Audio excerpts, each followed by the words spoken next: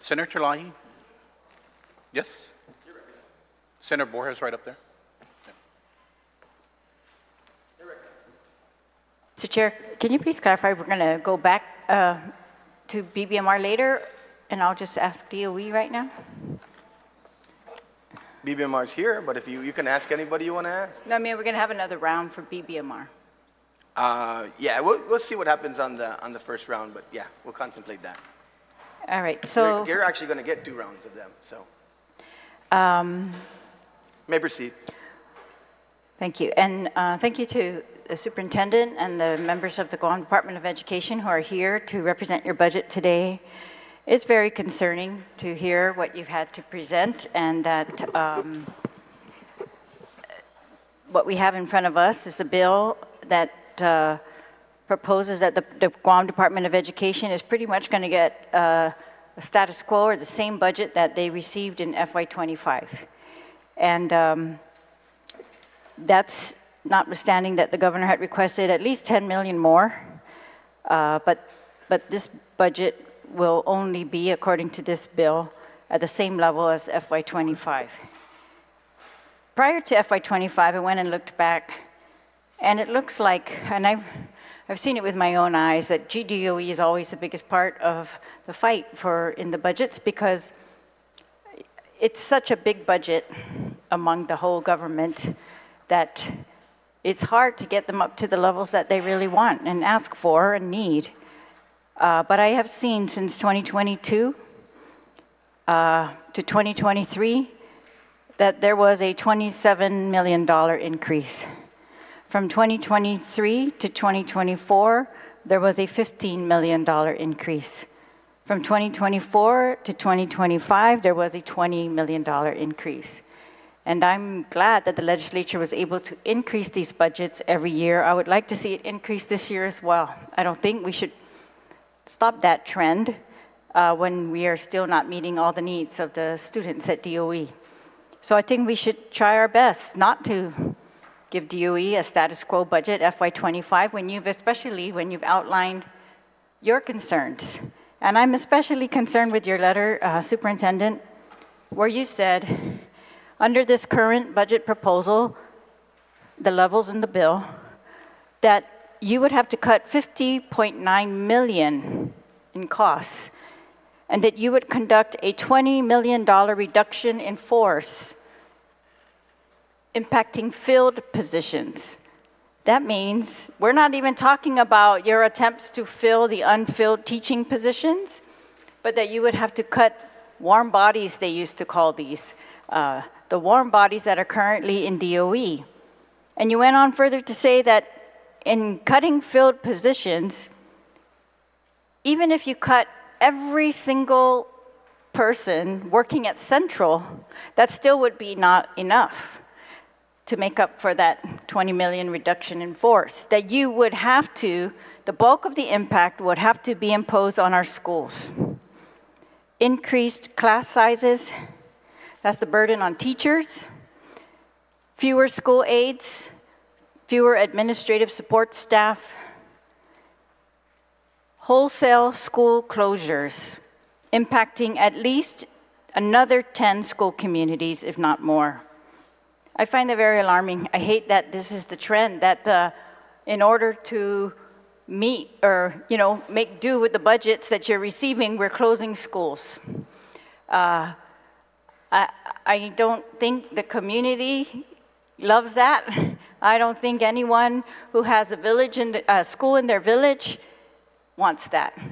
And I don't think we want to see further, we're trying to deal with the distances that are too far for some of these students, and I don't think we want to impose that on any other students, that they have to travel further because we have to close more schools.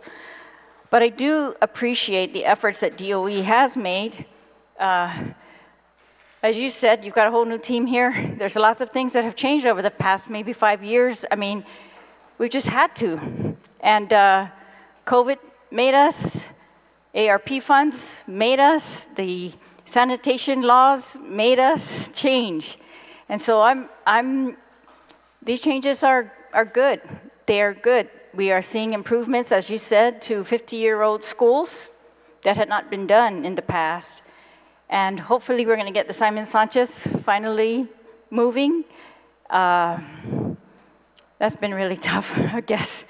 It's lots of errors along the way, I can see. But I just want to say, I appreciate the efforts to take money that is given to you in the limited gaming fund and try to fix the Southern High School. And there may be people in here that don't think we need to fix Southern High and that the population of Southern High is never going to grow, so it's not our priority, but I disagree. Those students down there have been practicing and they've had to travel around to practice, particularly the football team, and it's unsafe. And I do think some money maybe should be spent to make sure they are safe in their equipment as well. But I very much appreciate that you need to save some money to make these big improvements. So that's foresight. We were just praising the mayor of Chalampago, ORDOT, for doing the same thing, setting aside his $300,000 funds every year so that he could build something we're going to have a grand opening on pretty soon. It's a shelter for the entire island. It's a recreation center. It's a education center. It's a multi-purpose center for not just Chalampago, but for the entire community. So I appreciate foresight like that.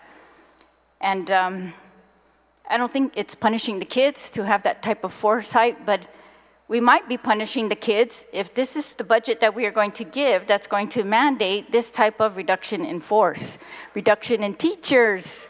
It's just mind-blowing. So could you just clarify, Mr. Superintendent, is that what you meant by reduction in force impacting the schools? Is it possible that you're going to get rid of school aides and administrative support staff and have to look during this fiscal year at closing additional schools because of this budget? The first step, Senator, is to go back and review all of the work we've done on our capacities and research that we did for the closure of the 2 schools that we did close. At this point, we still have capacity that we could better utilize by filling out class sizes. So the initial reduction in staff, because the savings comes from the personnel costs, is if you can achieve that through natural attrition and then just don't hire behind those folks. But it's the thing you have to realize too. You might have a history teacher retire and you need a 2nd grade teacher. So the constant leveling has to continue. And my first preference is to use natural attrition. I've been through this before in the federal system. When the Army pulled 600,000 troops out of Europe, and we had to close a significant number of schools. And it was a 7-year process to downsize the force. I would hope that we could spread this out over a couple of years rather than a wholesale closure of schools. But I was asked earlier this year in this process in preparation, what would happen if you had to cut $20 million out of your budget? And I said, what would the impact would be? And I had to just say, the rough estimate, and they are rough at this point because we haven't done the calculation and looked at individual people. That means if we're saving about $2 million a school and we're going to cut to $20 million, then we're going to have to close 10 schools. Now, what would they be? Which ones would they be? That all depends on a whole lot of detailed work about where families live, what enrollment capacities are, and all of that. So there's a lot more work to be done. But at the end, then there is a reduction in force personnel policy that we'd have to follow that's established in civil service and in law, that we would have to work our way through that process to reduce the force. Does reducing the force, when you say increased class sizes, fewer school aides and administrative support staff, fewer people supervising and supporting the school children, is that going to impact their learning? Class size becomes a negative factor once we get past about 24, 25 kids in a class, depending on what grade level you're talking about. Kindergarten needs to be much smaller. We normally cap that at 18, just because little people, there's a whole different management style. But once you go over 24, 25 kids in a class, you start to have issues with, is everybody getting the learning and the attention they need from the teacher? I know we've had some safety and security issues at the schools. We've even had to fund officers to be put in the schools because of this. And one of the things I see that's on the list of things that will not be funded is $7,000 in school radio maintenance services. So I'm concerned about the safety with less personnel, less equipment that seems necessary to me. You have in here that your GDOE will no longer seek accreditation services for middle and elementary schools. Does that affect them? Or are you saying that's optional? Well, in terms of credibility and acceptability of high school transcripts and diplomas, it's optional. Elementary and middle schools don't have to be accredited. However, we like to use those accrediting processes to guarantee that we're doing the work we need to do for school improvement. So we still have to keep doing that. What would change is we wouldn't be paying an outside agency to provide the documentation. And because there's site visits and travel and all those things tied up in it. But high schools absolutely need to be accredited.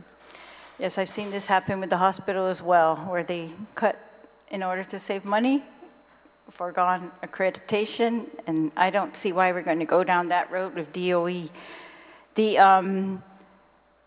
You've already talked about the school lunch program. You said these are mandatory spending increases. You have to increase these from the current budget. 7.7 million for school lunch reimbursement, 1.4 million for custodial services, 195,000 for pest control. We don't want to go back to those days. We don't want to go backwards. You guys have been moving us forward. We don't want to go back to where there's no pest control in the schools. 4.4 million increasing food service management contract, and you explained that earlier. So I am very concerned. Would any of these reduction in forces or changing in these conditions impact the union, the promises that you've made to these teachers? The process, the whole process, if you're doing a reduction in force, it would have to include the recognized bargaining unit in the process. That's absolutely essential, because we actually sit down with our personnel folks and the union leadership and, for lack of a better term, negotiate the process according to the law, and then be sure that we follow it. All right, and do you intend to use the lapses that you have right now? They said some of these are tied up in procurement. There were procurement protests. Do you intend to use these lapses? Are they not usable anymore? Well, Senator, this, again, it really is dependent upon whether there is an authorization for it. If there is no authorization, those funds are not allowed to be used. They essentially, my understanding is that, there's clauses in certain budget laws that require fund reversions. There's all these different things that need to be looked at. There just would not be an authorization. So even, for example, if there was a disbursement and GDOE's bank account, the funds exist in the bank account, even if the funds were not returned to DOA, I'm not sure exactly, what the process is. Apologize for my inexperience on that.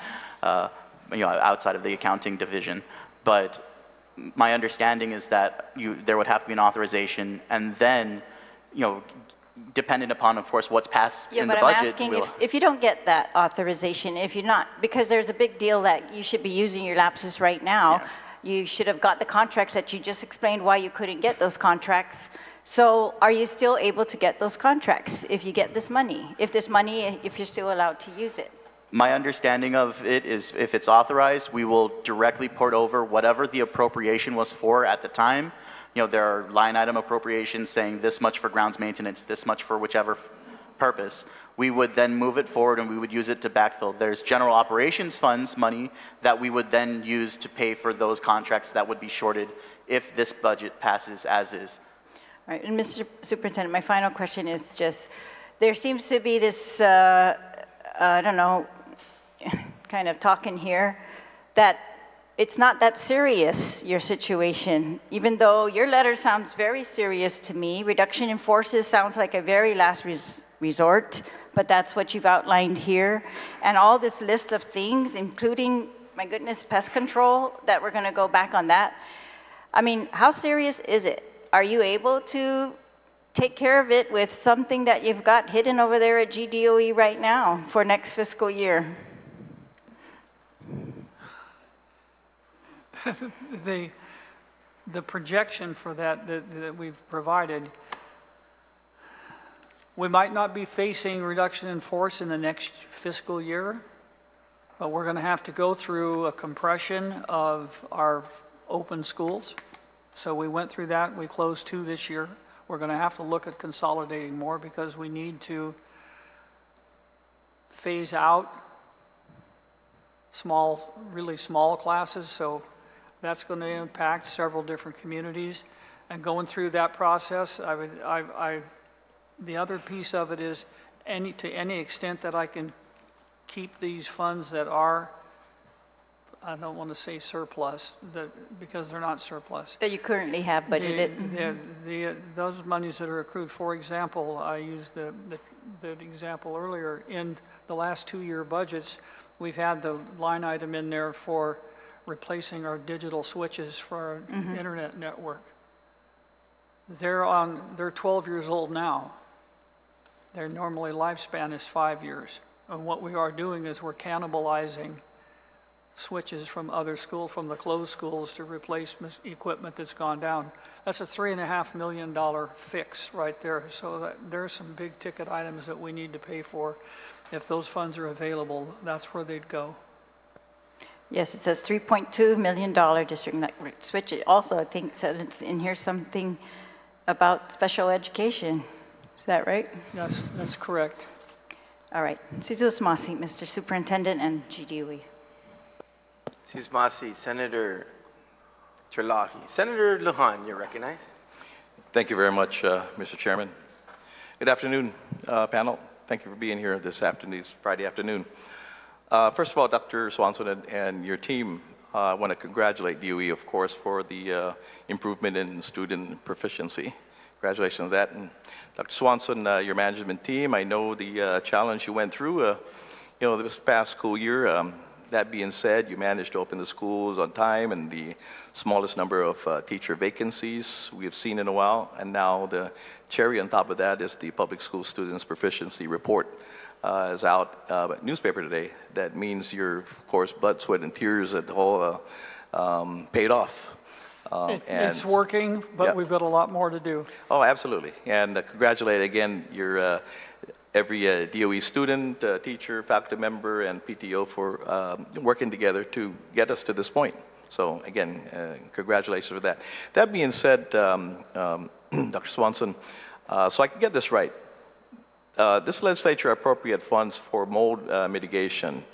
What happened to those funds? Were they fully used? And if so, what are the results? What do we see with those results? Those funds have not been utilized. They're still with Department of Administration. Oh, it hasn't been utilized. So we never had mold mitigation at all? Yeah, I'll let my CIP folks speak to that to give you more precise details.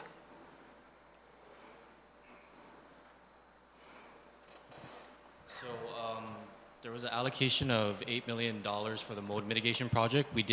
DOA did go out for bid with it.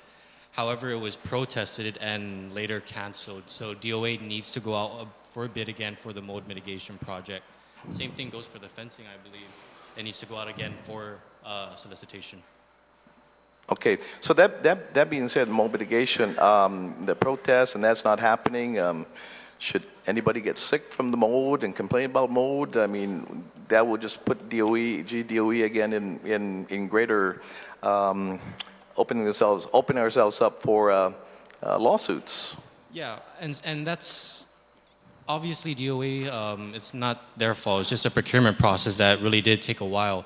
So DOE had to handle things within their own measures. We funded mode mitigation services for 2 facilities, Ocean View Middle School and Southern High School, and we will continue to do mode cleaning, deep cleaning, mode mitigation as needed. But of course, there are still funds that are sitting with DOA specifically for mode mitigation. So if we can go out for bid with that, it'll save us a lot of money. But Couldn't we expedite that in an emergency procurement? I mean, mode is, I mean, you know, couldn't we justify that as an emergency I believe for an situation? emergency procurement, it has to be something that's unknown. I mean, I'm not 100% sure if we can do. Yeah, and maybe you can check with your legal counsel whether or Okay. not we can do something like that. Because again, you know, all a student or teacher or anybody at that, a faculty member, will have to prove that you know their illness was caused by that, and then we'll open ourselves up again for litigation. So my suggestion is check with your legal counsel, and maybe you can expedite that. You know, because it's been wow. I think the only issue is if we do the emergency procurement, we'll still be using the funds, our DOE funds, instead of the funds that are at DOA. So we do need to revive the procurement for the mode mitigation with DOA. Okay. Yeah. Okay. Likewise, understand that a request for emergency procurement for school grass cutting, and the governor really did not come forward with the requests. No, Senator. Jim Pangolin, the facilities manager. It was disapproved by the governor. It was declined, right? Yes, it was. It was declined. Okay. Yeah, no, it seems that unless ADLU makes a nice press release, shoot a video, and create an acronym like SORT, right? They show that they did something. Education is really not treated as a priority. Dr. Swanson, in your priority, I mean, in your opinion, you think DOD, its mission is critical and vital to government function? I believe that our mission and the community that we serve is vital to the overall life and welfare of this entire island and its community. Well, thank you, because this body is on the same page as you guys are. And hopefully we can convince the administration to come on board with that as well. This legislature authorized the rebuilding of Simon Sanchez High School 2 years ago. I know firsthand that the front office, through its representative, former Speaker Judy Wampat, has been very active in trying to resolve the CFA issue, okay? And she's been down here, actually, the last session we had down here lobbying for that issue to be resolved. Let me ask you this question. Has there been any initiative that DOE itself have requested that the administration or even Dr. Wampat has actively advocated on your behalf? I have not requested that on my part. Now, board members may have, and she's the liaison. But you would know about No, it I as have well. not, Yeah, because okay. I've been- But what I'm saying is, if you've had someone advocating for your cause, you would know that as well. I mean, That's you may correct. not be informed, but you would have known that. I mean, you're not. Yes. You're not.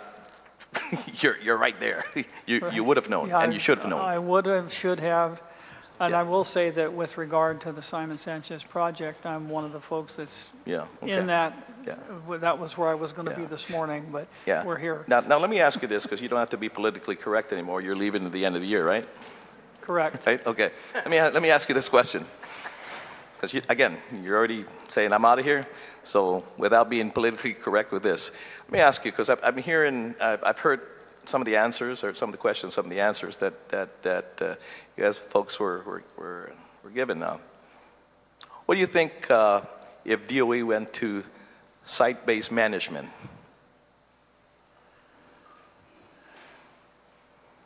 That depends on the understanding and interpretation of what Well, site-based management is. look at what charter schools have right now. I mean, with the exception of maybe CFA having a situation with their a facility, everyone is managing their schools and their students and things of that nature. And I'm just thinking that to react because, you know, Mr. Wade Paul was saying about Southern High in regards to the facilities down there, or the football field down there, you know. There's 300,000, but that's not going to fix it completely, and I understand that. But if I was site-based managing a school, if I had X amount of dollars, it may not be able to finish a project, but I'll have enough money to start on the project, and then knowing that I'm going to have funds then later on, that would be my second phase and third phase. Because by the time we get enough money to fix that facility, we probably still won't have enough money because, you know, the cost of construction will be enormous. So, you know, we have to gnaw away at the problem, or at the situation. I would say that with our current leadership structure, site-based management's not a good idea. Well, with the current, no, of course, you're going to have to change the structure, and it has Okay. been changed Well, before. let me give you an insight to what that would have to happen. You need someone that's on the campus that's actually is a management operations kind of person, not an educational leader. Our principals are not, they do a good job with managing their funds, but they're not accountants and business-oriented people. They're educators, different mindset. So that provision would need to be made in some sort of a structure. No, and I understand that, Dr. Swanson, but here's you know, because I'm hearing this as well, but teachers shouldn't also have to worry about what Central is thinking and what, you know, what they need, right? That's what I'm saying. They just need to be teachers. Principals need to be principals and all that. And so that's why I'm saying with site-based management, yeah, you have to have your team on board. I'm not saying maybe in your current structure, but I'm saying when if you restructure your situation at DOE, you have those expertise. I mean, I know, I mean, back early 2000, I was elected to the board when we were divided up into 4 different districts. I got elected to the Luchan district. We went to court with that because it was unconstitutional, inorganic, and so it was dismissed, right?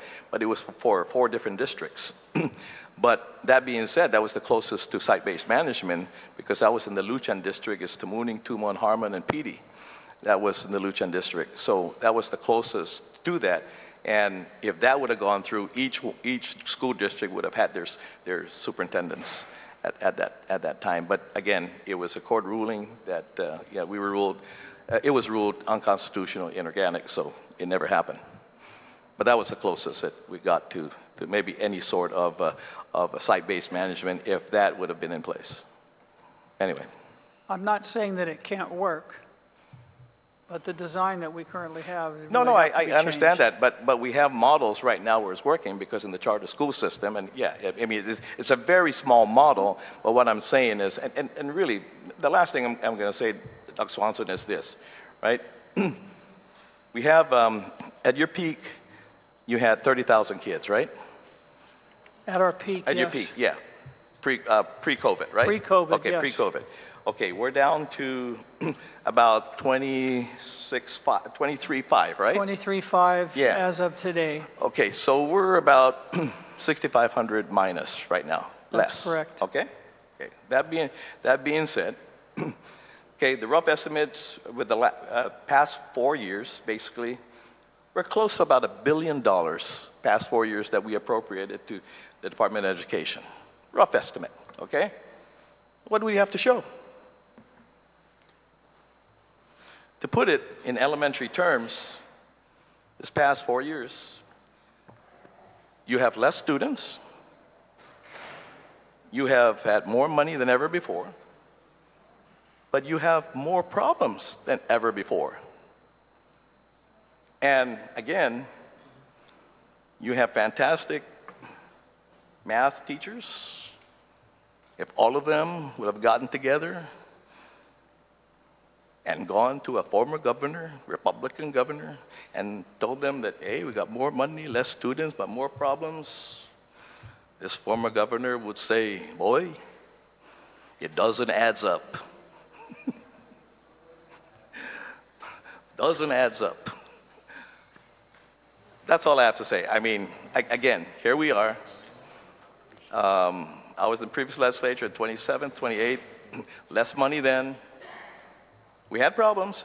DOE always had problems, but not what we're facing right now. We have more money right now, less students, more problems than we had back then.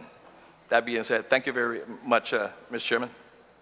Sus Masi, Senator Guåhan. Senator Borja, you're recognized. Thank you, Mr. Chair. Thank you to GDOE, my best friends, for coming down here.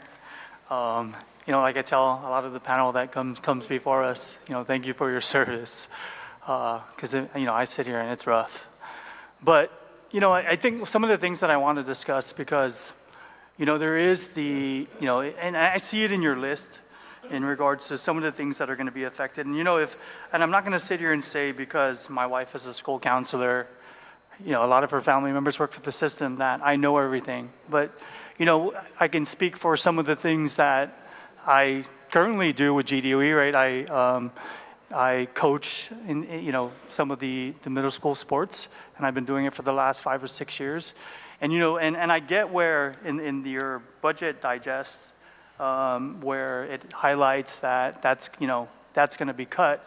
But again, for the record, because of course some of my other coach friends are asking me why we're trying to cut, coaching stipends, when at least from my understanding as a coach, in fact, my check is still sitting at GDOE because it only took like 4 or 5 months, right, to get it, which is fine, right? Senator, it's not fine. Don't say it's fine. It's not fine, but sir. what I'm saying, right, is that at least what I've been told over the last couple years, so that the record is clear, that the coaching stipends were being paid mostly out of federal funds. Is that right or wrong or correct? Is that an accurate statement? No, the coaching Unless we've been lied stipends to. Senator, they just recently, with the raises we gave the coaches, those raises were paid with federal funds. Okay. But normally, it's local funds. Okay, so I just want to make sure, because of course, and again, that could have been just the excuse, right, over the last couple of years as to why we would coach, wait 2 or 3 quarters before we got paid. And then, it was always the blaming of this is federal funds. The process is a little different as if we were using local funds. The other thing I want to talk about in regards to, because, Mr. Wade, earlier when they were talking, one of my colleagues asked about sports equipment, is that you weren't notified about anybody buying sports equipment, right, for the sports team. And don't get me wrong, again, I've been coaching for the last 5 or 6 years.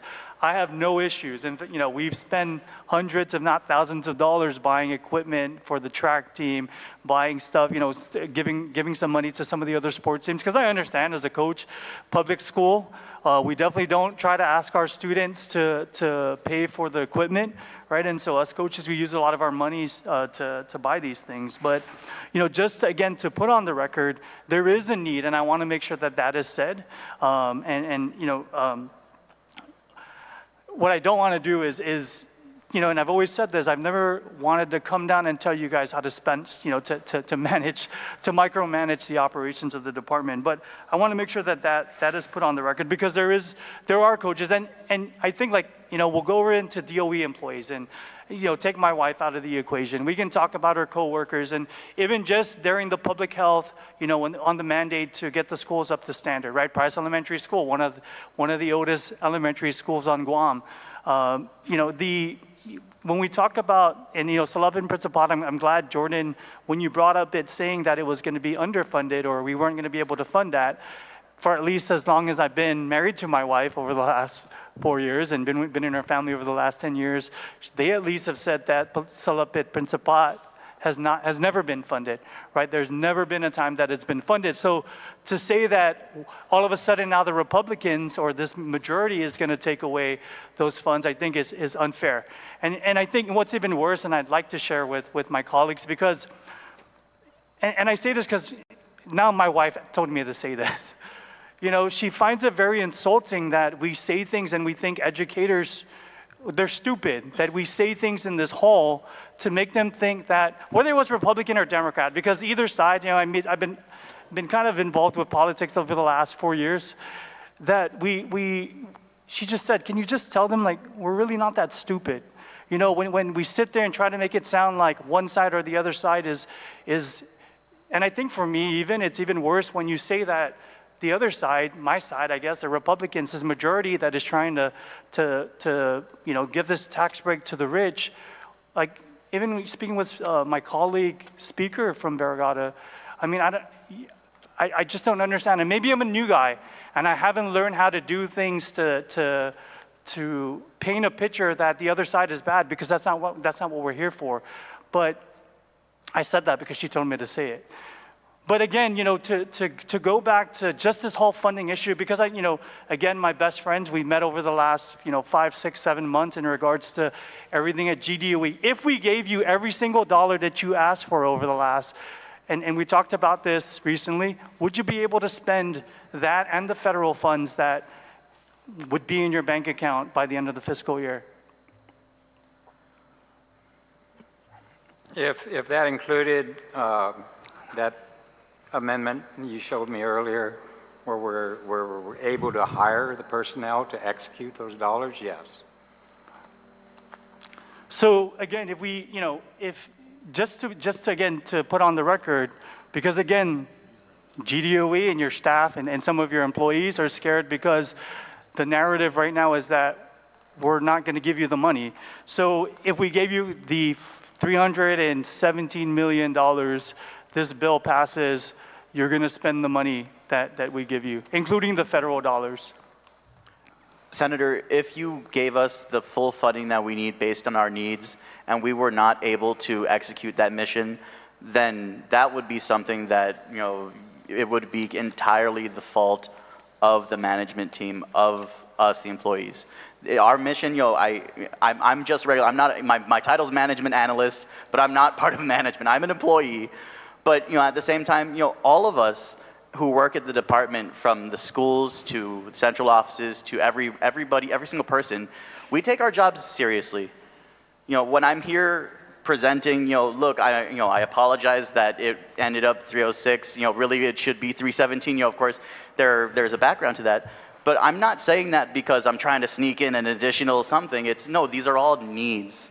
I understand exactly, and I agree with Mr. Guerrero earlier in the morning session. I understand exactly. We're lapsing money left and right. This is a huge problem. In a perfect world, there is no such thing as a lapse of money. The money should go back into the general fund. The legislature can reappropriate it to where it's most needed.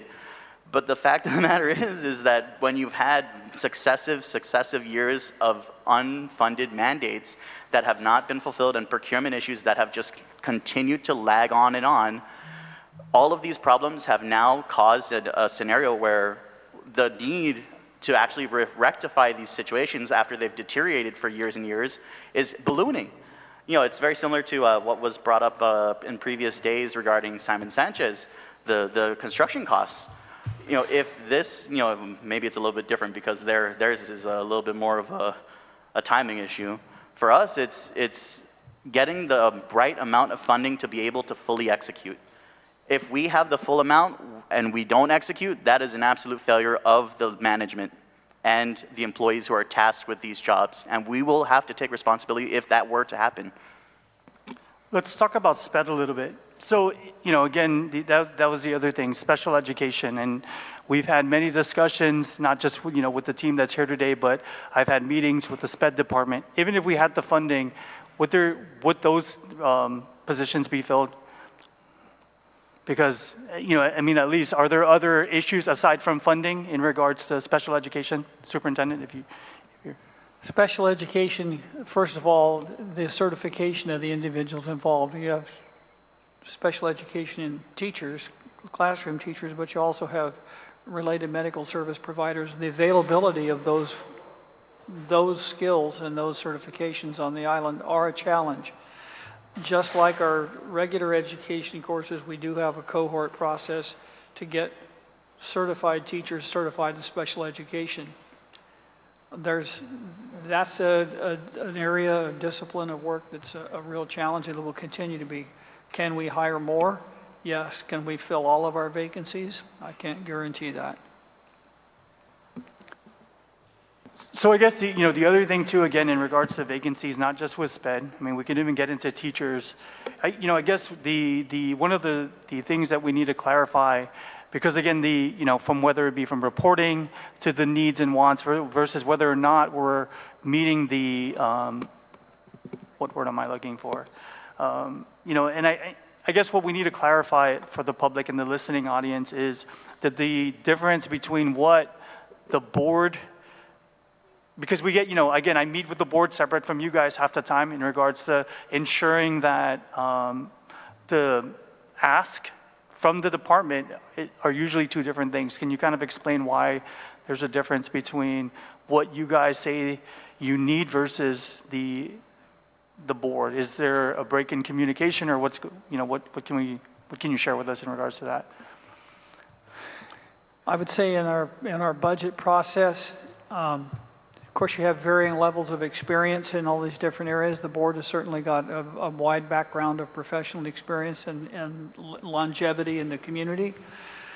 We're closer to the battles, and we see what the needs are, and it's a matter of interpretation and communication and working through that process. And we've been able to make quite a bit of progress since I've been on board. I can't speak to anything before that.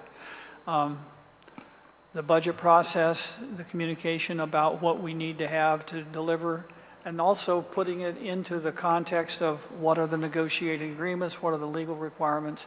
Again, the board has to set the policy. That's their role. Our job is to execute and make things happen under that policy. So it's not always smooth, but we also have the sense and sensibilities to sit down and work through it. Thank you.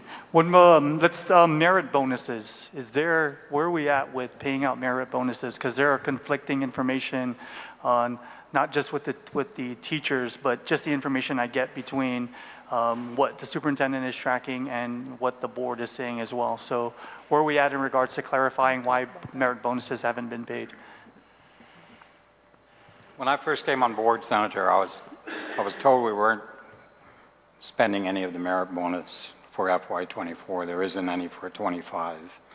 But recently, I've received different guidance, and we intend to spend out the FY24 merit bonuses. Now, we have been collecting merit bonus recommendations. The superintendent has been going through all of those and approving the ones that meet the criteria.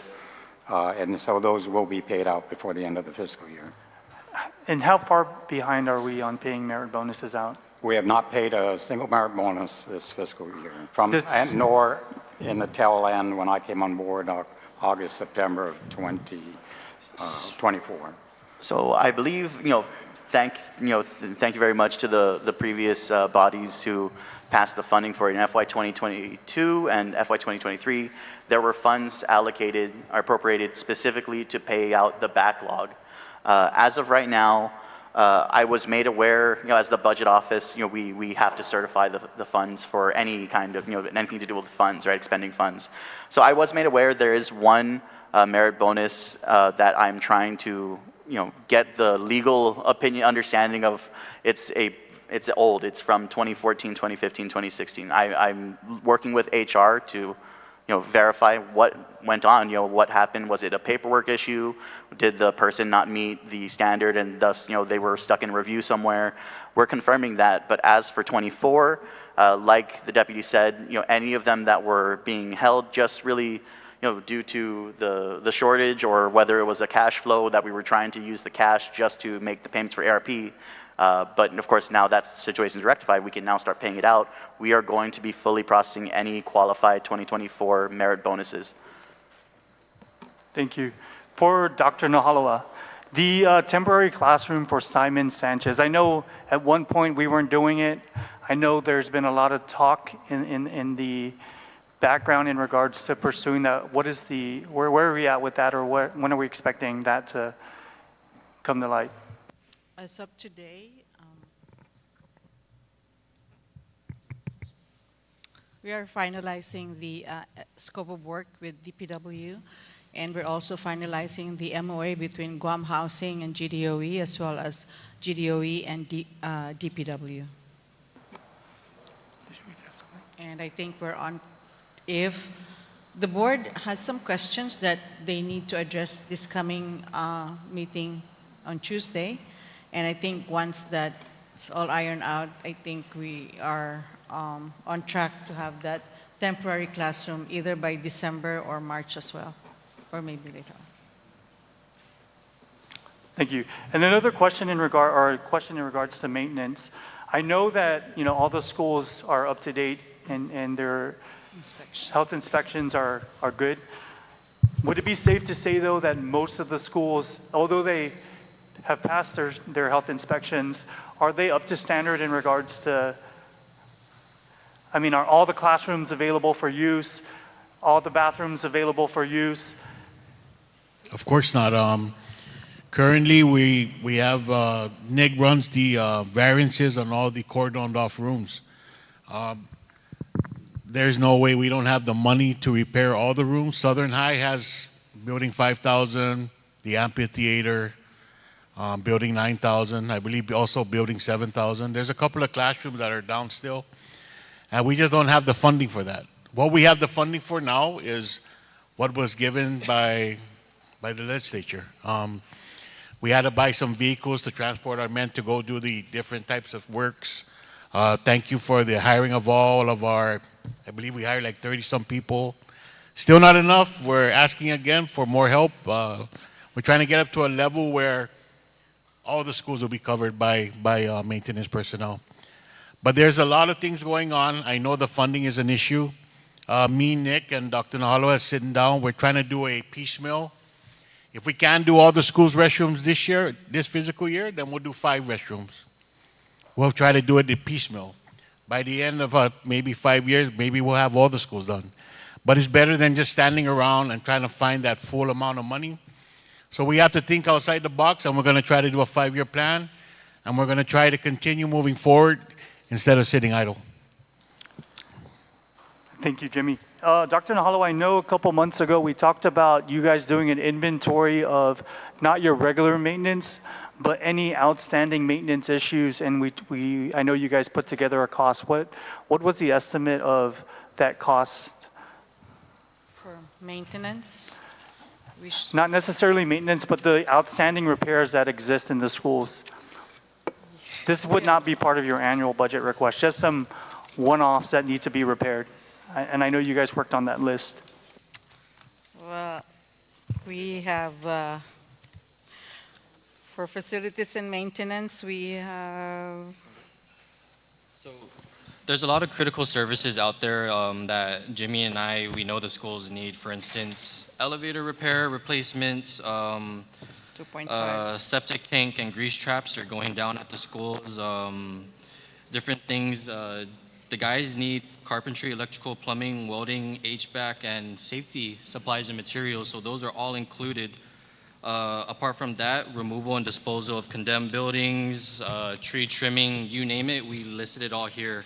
So that total, just for facilities and maintenance, 22 million. yes, that's including their operational budget. So just for the critical services, it's 5.6 million. And we're not even getting into capital improvement projects yet. That's just what facilities and maintenance are trying to tackle in the next 5 years. So like this year alone, senators, all of our IFBs didn't transpire. They never went through. We only had one maybe. So what I had to do to survive was we had to do the 25K small purchases on procurement for like carpentry, electrical, and that's the way we're surviving now. Currently, we have a bid out for grass cutting, pest control, and trash collection. So right now, all of those critical services are being held on by 25K purchase orders. And once those things come open, I believe we already did the pre-bid for grass cutting this week. Monday, we're supposed to do the pre-bid for the trash collection, and then I think the following week we'll be doing for pest control. GCM, the custodial services went through. We found money for that. Thanks to Jordan, we found money and we pushed it all the way through for the whole year. So that will not lapse. That's a good contract. But we're trying to work closely with procurement and we're trying to figure this out because every year contracts lapse and it's causing us to go into the hole. So now we got a better understanding of what, I got a better understanding because at GPA I never had this issue. But it's a different animal now, right? So I gotta adjust. So we're trying to, me, Nick, and Dr. Magaʹhågan, and everyone in GDOE, we're trying to adjust to try to make the procurement thing work right in our favor. So that's where we're at now. In other words, we're being creative, sir, to address the issues at school. Thank you, Dr. Magaʹhågan. I have no further questions. Thank you, Mr. Chair. Senator Borja. Senator Parkinson, you recognize. Thank you, Mr. Chair. Thank you to the Education Committee that's up here. I really appreciate your time to answer our questions. Thank you very much. I want to talk about some of the funding gaps. GDOE originally requested about $306 million for FY2026. But the current budget proposal provides roughly $275 million, a shortfall of around $31 million. 266, excuse me, 266. How does GDOE plan to absorb this gap? Which programs or services will be impacted by this reduced funding? And can GDOE still meet all of its legal obligations, such as ADA compliance and the Adequate Education Act standards? With this lower budget, do you anticipate that additional funds will be needed later in the year to avoid undermining those required mandates? Yes, Senator. We should provide you a copy of the superintendent's testimony early this morning, which lays out all the cuts that will be impacted, because we pretty much can't survive on a 266, especially with additional costs like the increase in retirement that we'll be paying for. The government, our GDOE, will be paying for our employees by 3.85 or 3.85%.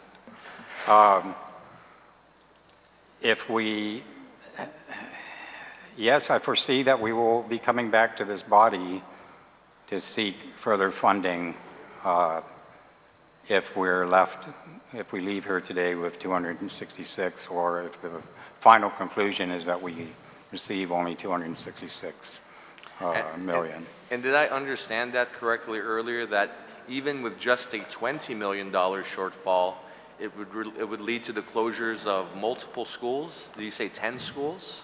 How many schools would close with just the $20 million shortfall? When we close, I believe, Senator, you're referring to the number of schools we would have to close to make up a $20 million shortfall. Yes, that's correct. The response from the superintendent was that, if we're just assuming that the savings per school is $2 million, as was estimated and presented to the body back in March or April, it was either our budget hearing or our oversight hearing.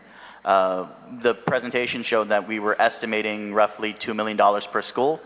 But the question is, of course, or not question, the point that needs to be made is that's the estimation. Questions around, what are we doing with the facilities? Are the utilities staying on? The staffing is not going away because we're just shuffling them to the next school so that they can follow the students. We're not trying to reduce the force right now in terms of maximization. Then, the question of how much is truly saved per school is still, there's still some movement that you would have to take into account for. But that was what the statement was regarding, is if we're assuming $2 million per school, if it's 20 million short, then there is some savings there. But there are additional costs that come with trying to reorganize the entire district. Whether it's busing services, if DPW can even accommodate that, that's still needs to be discussed with DPW.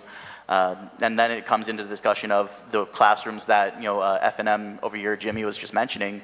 Not every single classroom in the district may necessarily be available just yet. So the capacity issue over at schools and making sure that those classrooms are ready to accept this redistricting of the entire island, there's still a lot of questions that need to be worked through if that plan were to come to fruition. I would say that the estimate, when we were studying closing or decommissioning Chief Bodie Elementary School and LBJ, the cost savings was primarily in utilities and some regular upkeep. Of course, we've got to keep those schools still functional, which the best scenario would be to lease them out so that the buildings are utilized. When a building isn't utilized, then it deteriorates. But people do ask, well, there is some savings in personnel. We didn't need to hire additional librarians or nurses because those existed at the schools the students were transferring to. But the teachers, because the students were moving, we had to move the teachers to those new campuses. Okay, and then, But the estimate of the 3 schools we studied was about $2 million savings per school. thank you for that, I appreciate that. I want to ask about compliance with the new ADA law. Public Law 37-69, the Public Schools ADA Compliance Act of 2023, now mandates that all public schools be made fully accessible in accordance with the American with Disabilities Act. This law gave GDOE 180 days to develop and begin implementing a comprehensive plan. Does your FY2026 budget request include the resources necessary to carry out this plan?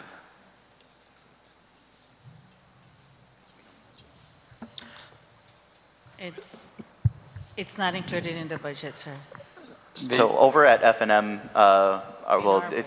it's a pre-existing, it's not a contract, it's an MOA? With, It's an MOA with GPA. So Siemens is conducting Study. a study of our ADA compliance, and once the results of that audit, the study come back, that will guide us in terms of these are all the different types of things and the estimates of the cost. So as of right now, it's not budgeted, similar to the Sanchez one. It's not, we don't have the line item amount for it because it hasn't yet been finalized in terms of what the expected cost really will be. The Siemens study was funded by ARP. It wasn't locally funded. So we had to put that on pause when we had all the problems with the U.S. Department of Education canceling our ARP funds back in March of this year. But now that they've extended it back we are catching up with our 2 invoices with Siemens, and they are going to continue the study. With GPA, actually, because GPA is the one who is paying them. So, Senator, our understanding is that half of the studies is already done. We're just waiting for the complete results as soon as we pay them with our balance. And we met with GPA representatives as well as the Siemens. So we should have that as soon as we submit the payment and we pay Siemens. We should have the complete study of the ADA. Okay, I understand that these things have a little bit of a timeline. What kind of a timeline are we looking at again for this? For just to get the report. Completed. This is ARP funded, so this project that we had with Siemens isn't just an ADA audit. It's a full snapshot of all of our facilities. So we're looking at LED lighting and replacement, a CMMS control system, window replacements, so electrical, right? So Siemens actually contracted someone to do a full assessment of all our schools, and we slipped an ADA audit in there. Once Siemens is paid, they will prioritize the report, and we can finalize it, and then we'll submit it to you guys. But for the other items that I did mention, we have until March 2026 to complete that project. Okay, and what is the timeline on the Siemens report? For the ADA audit? Yeah, Like, Just when we pay them, honestly, because we lost so much. We lost and how much months do and we have to months. pay Siemens? It's 1 yes. 1.2 million. We are going to have them paid. We're working through cycles, paying all of our behind ARP bills. We are now on cycle 3, and the Siemens project is in cycle 4. So that within the next 3 weeks, we will have the GPA bill paid. The check is going to GPA because they're contracted through GPA. And then Siemens will continue.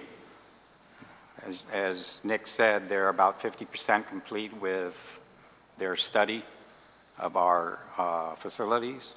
And then once they complete that project, they'll have a report. How far in a dollar amount are you guys on your billings? Because it's not just it's not just the Siemens that you We haven't- were $40 million above 40 million. We were, because we had the work continuing, even though USAID told us our funding stopped in March. We had to put out a notice to all the ARP vendors to pause. It was above $40 million. So how much is it today? How much behind are you still today? About 17 million to catch up. That's just to catch up. That's just to catch up. Yeah. So and the Siemens is in that 7 to 8 million. Within the next, by cycle 5, all we should be having is the refurbishment projects, the invoices that are in the future coming in. And Siemens is one of the vendors we were behind in paying. Okay.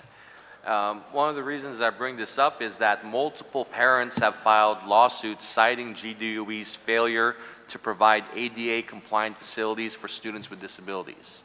One of the examples is J.M. Guerrero Elementary. A wheelchair ramp was so poorly designed, according to parents, that it looked like it had been designed for skateboarding. And some school restrooms still have restroom doorways too narrow for a wheelchair to pass through. We've also heard concerns about broken elevators in our multi-level schools, preventing access to upper floors.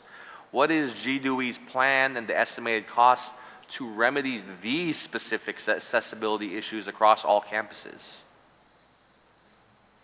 Senator, I know for a fact the elevators, maybe 2.75 mil, because it's a repair or replace, because a lot of them are outdated. They have to be removed, the whole shaft, and replaced, brand new. 2.75 might be a little bit. And that's for all the schools? The remaining schools, because we have 3 running right now. But not permitted because there's a litigation going on, so we just want to make sure that everything's on the up and up before we release And those. how many elevators is this 2.7 million shortfall going to cover? How much is that? It'll cover 14 elevators, and those are just existing elevators that the department has. And those are just the 14 currently we have. Right. That does not bring us into compliance yet. There are other buildings that would need to be, whether it's a lift or an actual elevator, it's likely going to be a lift to be able to come into compliance. So this is just for your existing assets. You still need to add more to be fully compliant. How many more sites do you need to insert something like this to become fully compliant? That's where the ADA audit will really, really help us. Because Okay, you're not quite sure yet. Yeah, when they actually came and they did a full assessment of the facility. It took them a few days, so we actually have the draft, and we'll send the draft and share the draft with you guys. And it actually has a dollar figure for each item that is not compliant. So I guess once the audit's done, we'll have to come back here and Ask you guys for money. The plan is to ask for money. Okay, and one of the things I want to ask about too is the Every Child is Entitled to an Adequate Education Act, authored by the late Senator Klitsky, enumerates 14 minimum standards that every public school must meet, from teacher staffing and learning materials to facilities and transportation. Does GDOE believe it is currently fulfilling all 14 requirements of this law at every school? Not at all. Okay, could you please identify which specific mandates are not being met? And could you give us a brief explanation as to why?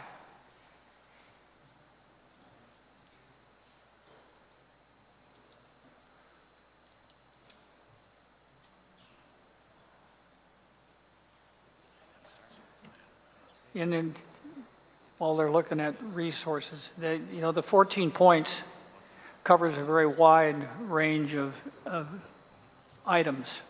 On any given day in every school, we could be out of compliance, either from not having a certified teacher, to not having the right temperature and humidity.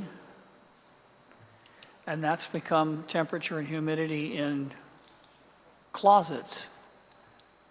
I mean, the evaluation and safe and sanitary environment, having adequate toilets, we sure have that one figured out.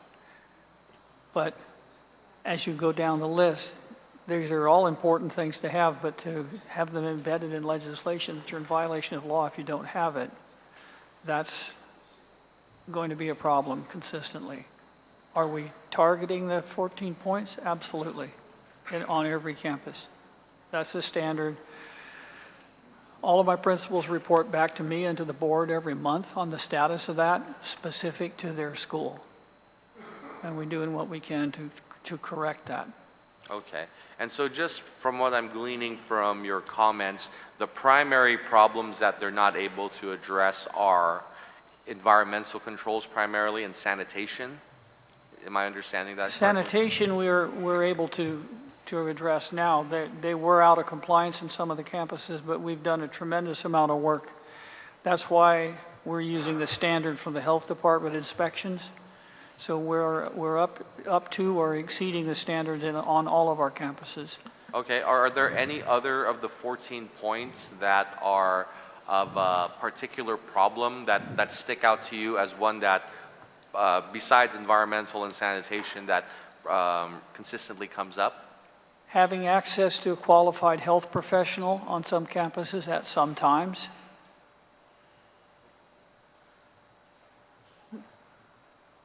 Those are the ones that come up the most often, and we. Just a lack of health professionals? The healthcare professionals, yeah. We're recruiting right now for. How many healthcare professionals are you short? I'm short 2 right now. 2. Thank you, sir. Speaking of requirement mandates, one of the key requirements of the Adequate Education Act is certified teacher for every class at ratios set by the collective bargaining. How many teaching positions is DOE currently short of meeting this standard? We're short 54 certified teachers at the moment. This is 54 teachers. We're short 54 teachers at our current population level, or our current student population level. That's across all of our school systems. Across all of our school districts. Is there any particular, I guess, could you break it down for me over grade level? Like at the elementary level, middle school level, and the high school level? Could you explain to me like how that 54 breaks down, just so I can get a picture of where the labor shortages are most? That's on the board report. I have the breakdown, but I don't have it with me.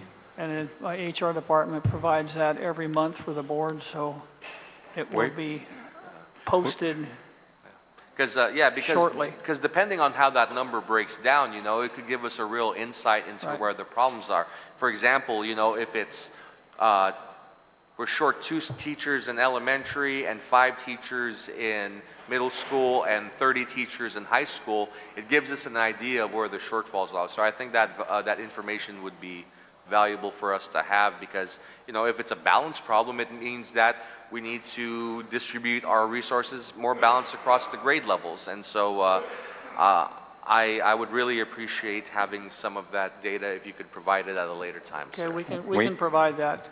It's being updated. Today is Friday. It's for Tuesday's board meeting, so that'll be up and available by Monday. All right, and so just for the number that we have now, 54, how much funding and effort are needed to recruit or train enough of these certified teachers to ensure that no class goes without a certified teacher? It's really dependent, Senator, on the experience and qualifications of the teacher that comes in. At this point, just due to the shortage, we're not going to turn away a teacher who's qualified, who maybe has a master and therefore is entitled to higher pay just because we, may not necessarily be able to afford them. Like I was mentioning earlier in this morning, we're really, really trying not to jeopardize educational services. We understand, the adequate education law is very clear. Certified teachers in every classroom. So at this point, we're not going to say, I don't want to pay an $85,000 to a more qualified teacher. I'd rather get a fresh one out of college that's 40-some thousand instead. It's really dependent on their qualifications. It can range anywhere from, 40,000 on the lower end all the way up to, however much it may go. Does the current budget include teacher salaries and increases or incentives to fill the vacancies? There are vacancies within the proposal of the 306, but of course, if it were to be reduced down to the 266, it would be very difficult to be able to figure out how you can afford to hire more when it's already so short. Okay, so, but I'm just asking, is there enough to, at least start getting the ball rolling on filling these vacancies, or is that something that you're going to have to come back for? Like, is there, like, maybe it doesn't fill the full 54 vacancies in the budget, but does it let you hire 10? Like, can you start chipping away at that number? If I may, Senator, there's a nationwide shortage of teachers. I think we need to do a better job in recruiting, or maybe bring back the Yamashita Educator Corps scholarship. As you know, last semester we only graduated 25 teachers from School of Ed. So I think we need to revisit that. We need to revisit to incentivize, teachers that are coming to the workforce, because we got to build capacity. Right now we're not doing a good job in giving incentive to teachers. Yeah, and I understand that. And one of my colleagues earlier mentioned that in previous legislatures we had made an effort to make sure that we continuously gave GDOE more money every year, because we knew that the needs and the challenges grew every year. And so another colleague talked about one side versus another, but I mean, ultimately we got to look at this. This is a GOP proposal approved by a GOP committee, and it's entirely a GOP budget. But when I think about that, I think about the leaked rifle budget. And while there was a lot problematic with it, one of the things that I really appreciated was that it fully funded the Department of Education. I'm always one to give credit where credit is due, and I thought that was a great, great idea. And it shows that even in the Republican majority, there is a deep disagreement about cutting the Department of Education.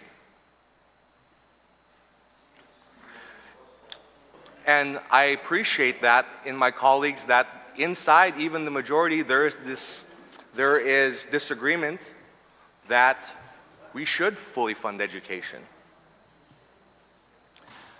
And if I were her, if I was that senator, if I was in that senator's position, I would look to my more senior colleagues as the potential source of that leak, especially the ones that were hell-bent on reducing the taxes for the top 1%.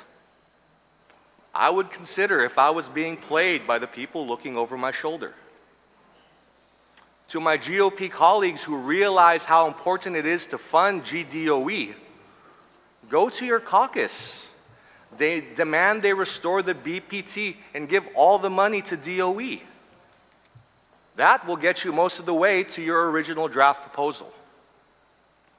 I think that shortchanging our education is one of the worst places we can do it. We heard testimony here earlier of how the poverty level on our island is such that we have free lunch across the entire island.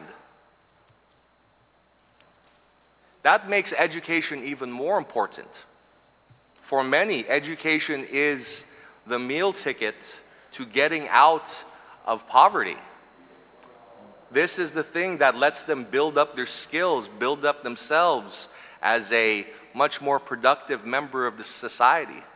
And so I thank you folks for doing the hard work and crunching the numbers and making the effort. I know you get a bad rap a lot of the time, but inflation, cost of living, these things affect GDOE just as much.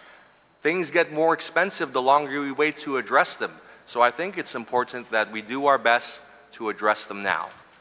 And so to my senators out there who want to put GDOE in their crosshairs and give them more money, fire away. With that, Mr. Chair, I yield the rest of my time. Ms. Massey, Senator Parkinson. Senator Perez, please proceed. Thank you, Mr. Chair. Having been a teacher at GDOE, I know that being in GDOE is an exercise in needs versus wants.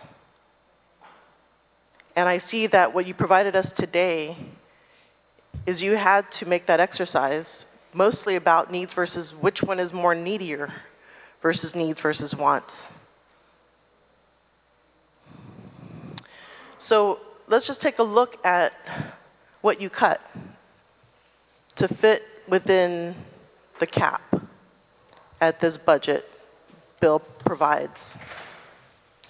So you proposed a $236 million for filled positions, but you had to cut down to $214 million. Are we talking about teachers in this cut? Can somebody provide a response? Of course, ideally, Senator, like the superintendent mentioned in his oral testimony, is, there are other ways to try and address it, whether it's a reduction in hours, a reduction in work days, or even if we can try and maximize somewhere else that maybe, I don't know, I'm not too confident that we'll be able to make up a $20 million shortfall for personnel by maximization. That will definitely, we're, like the superintendent says, we're still in the process of verifying where else we can maximize. Okay, so Yeah. just maybe, Mr. Paul, do you know what was exactly cut to bring it down from 236 million to 214 million? What positions are we talking about? You gave us a spreadsheet in the very Right. beginning. Yeah. Right. I don't know, my budget guy worked up the numbers, but I don't know the exact numbers of positions we're cutting. No, Senator, so the budget, of course, right, is before we cut any filled position, the first that we're going to do is we're going to look at what contractual line items, where else can we cut in the budget, and then... Yeah, I understand, but No, what's before me is Yes. numbers, a spreadsheet. Correct. You already cut contractual stuff, so what you're saying is you're going to cut even more than what you provided today in contractual? So what I'm saying, Senator, is that the cuts from all the other ones was what I did first, and then the remaining, that 21 million now that's put there, that was what was remaining else that I looked at all the other items. These are integral services to operate the district. So outside of those cuts that are already there in contractual and elsewhere, that 21 is not yet, it requires us to look and see, where can we downsize, where can we maximize, where can we do that. So it's not, we said, oh, we're going to cut this position, this many positions at these schools. That would be, if we have to go out and engage in that kind of cutting to personnel costs, we would have to go and do that assessment. Before we do a reduction in force, we're going to start with maximization. After we do maximization, if we see that Okay. there's still millions to cut, we're going to have to look at But positions. it could be teachers, basically. It could be teachers. It could. We're going to do Okay. everything, if it comes to pass, to avoid any kind of reduction in teachers. But like in all likelihood, if it were to require $21 million cut to personnel, I can't imagine a Senator. scenario where they won't be impacted. Senator Perez, in the current fiscal year, in order for us, after the budget law was passed, we had to submit a spending plan, Schedule F, to OFB. We basically took out all of our essential contracts. We cut our utilities in half because the last thing we wanted to do was reduce the number of teachers we have in the schools. So it would be an exercise like that. We would go down this list once again and say, okay, what can we cut further to try to make our requirements meet the appropriation? Okay. So yeah, the way you have it here is itemized. There's the filled positions you cut, there's a new CBA positions, there's the CBA vacancies, the non-CBA new positions, the non-CBA vacancies. So that's all in different categories. Those and are so all that's why I unfilled. was trying to figure And out what because- exactly is in that category that you highlighted in that 21 million cut. Or 22, actually, it's closer to 22. And because of a lot of, because of the CBA positions, we have been struggling to fill because we do not have the funding. Those are all vacant positions that we will not be, if we are budgeted at 266, once again this year, we will not be able to fill them. The way we are filling some of those requirements is when somebody resigns at the headquarters or retires, we meet that requirement by using those funds to pay for a CBA position. And that's causing a lot of difficulty at the DOE headquarters. So I have a breakdown, Senator, of at least, outside of the filled positions.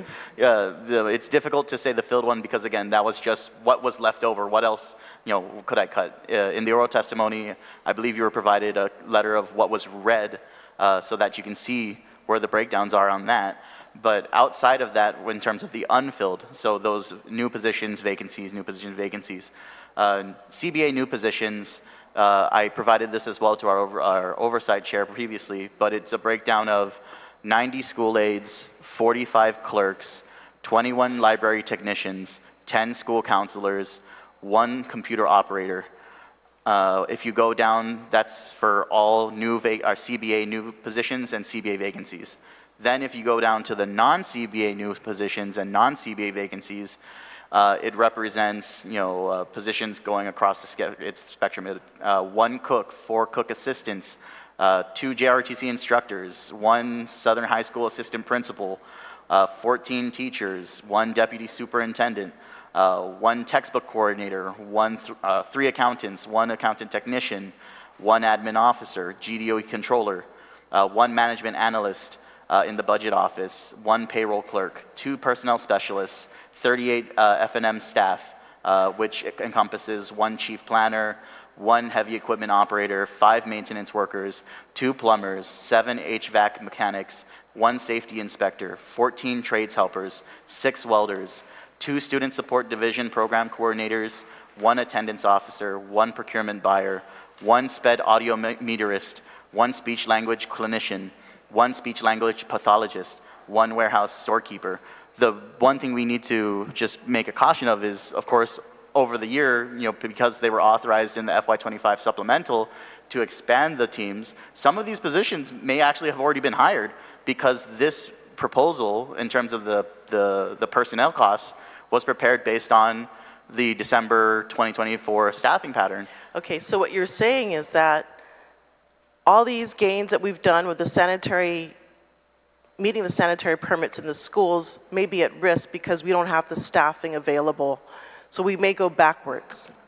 Potentially, like the superintendent said, if there's a way we can do it by maximizing, again, we'll have to figure out how much that saves, then, maybe we don't end up losing people. But so how many do you have on staff right now for facilities?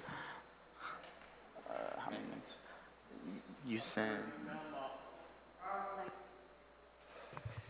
At the end of this fiscal year, we'll have 93. And that is from the supplemental budget? Was that funded by the supplemental budget? It was, Yes, it was. but we already had like 40, we had like 42 and then the rest.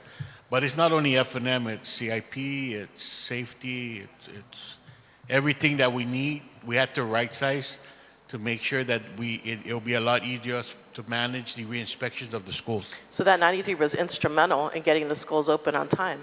Yes. Yes, it is right now, but So we're still doing a lot of with extra this work. budget, are we able to keep that staff so that we open on time? I hope so. I So- don't know. I'm not the budget So man. what was just rattled off is that we are going to lose potentially, 38 facilities and management staff, 14 trades helpers. What do they do? Those are the guys that assist the plumbers, the electricians, the carpenters. So we can lose, basically, this budget is not funding 38 facilities and maintenance staff, which currently you have. So are we going to lose them by not funding them in this budget? So like I mentioned, Senator, because some of them, many of them actually have already been filled, it's going to come down to what is the process in saving the personnel costs. If it So is it going becomes to a come RIF, between a teacher, Yeah. hiring a teacher, or hiring a facilities maintenance person? Is that what it's going to come down to? again, maximization's the first thing. We don't know until we do the maximization process. Maybe, can somebody answer that question? So let's say you have money, just one person you can hire, and your choice was a facilities maintenance or a teacher. Are we going to lose a facilities maintenance? We will, yes. Of course. Okay, We will so then- prioritize what is at the schools. So then potentially we can put GDOE at risk of not opening on time because Yes. we're losing the maintenance staff. Yes. Okay. I don't see how they're already full-time. I mean, a lot of them are already full-time.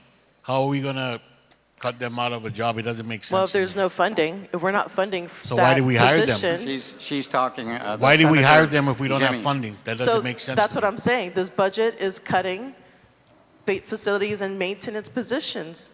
It's not being funded. This is the money that was given to us, I believe the 10 million last year. Yeah, that's supplemental, but Right. But we're also getting it this year again, but for different issues, right?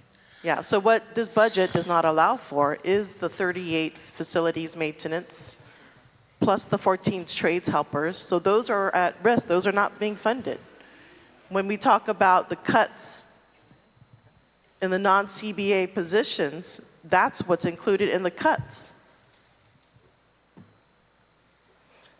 Now, procurement. How many procurement personnel do you have?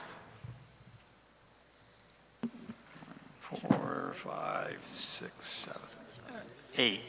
We have an administrator. We have a supervisor 2. We have one buyer 2 that's been there for a while, and then one that's just been hired, hasn't started for work yet. And then we have 4 buyer 1s. And 2 of those buyer 1s are actually, 3 of them are funded by federal programs. Okay, that's good to hear because when we started this whole process about, I think last term, I heard we only had 2 procurement personnel doing the whole procurement for the GDOE. So that's a huge, huge improvement. So I appreciate that. It's nice to hear that. I do want to mention, Senator Perez, that the buyer 1s are limited as to what they can procure. They have to be certified through the GCC procurement program. The buyer 2s is what we need more of because they have a higher dollar threshold as to what they can act on. So does this budget include that? The buyer 2s? The 306, it does. Okay, good. Senator, can you please clarify for me the situation with these, the new hires? Well, that's what your team is. I need to know. They're the ones that can identify, but what I see here before me is that I think you need to clarify that with your Yeah, DOE so Senator, staff. I'd be happy to just Okay, really quickly thank you. explain. Like I mentioned, many of these vacancies, because this proposal, this 236, a part of the 306 million, was prepared based on the December 2024 staffing pattern. Some of these positions were already hired because they were authorized vacancies in the FY2025 budget. So because they're now hired, these numbers may shift around a little bit from moving from vacancy into filled, but the overall total amount to cut from the actual needs-based proposal, which is about 317 some million, you would have to cut $50 million. So the question then is, how do we go about saving those costs? And whether it's a RIF, whether it's a hours saving, whether it's a maximization, the combination of all of those will have to be played out. And we're going to follow it based on what is prescribed in personnel rules and regulations, the law, and that would be the process. Ideally, right, we're not going to lose any of the key positions, but it'll have to be determined what is truly doable in terms of maximization, and we'll have to engage in that process if the budget comes to pass. Yes, I understand there has to be some sort of give, but when you put a budget together, you are projecting what you need and what we should be funding, what's essential. Okay, so I understand that part, but from what I see today, facilities is not fully covered. Okay, so the other thing is air conditions. So in what's being cut here, if you look at, there's 1.2, I think there's 1.2 million. So is this the full needs of DOE? 1.2 million, is that going to cover all the air conditioned needs of, and by the way, this is critical, this is one of the requirements. That is not enough. That's to cover the maintenance contract That's for only for the me. air conditioners For all schools? for all schools. Well, the schools that were, because JNB currently, where they have a preventive maintenance contract for everything they installed.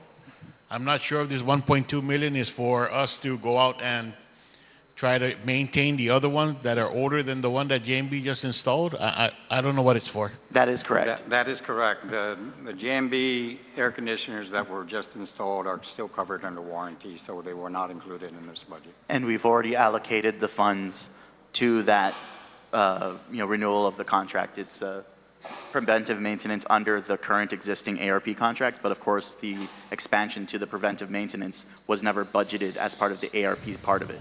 So it's paid for with local dollars that we've already allocated to that. So that's what the 1.2 is going towards the non-contract ones. So regards to the contract for the air condition replacements, has that fully materialized? That was paused during the ARP pause and has been reinitiated. So no, it has not been fully executed. And you have the full funding for that? That through Access ARP, to that. yes. Okay. Oh, As far as utility, oh, go ahead. no, we don't. We don't have a full funding for that. We have a full funding for the ACs that have not been installed yet because there's some that need to be converted. They have to be converted from split ducted to package. Now that's an additional cost on top of the original contract, which we already went beyond which we already maximized the 10%. So that's additional monies that we need to find to install those ACs and the much needed for the kids. Nick, do you have something to add? The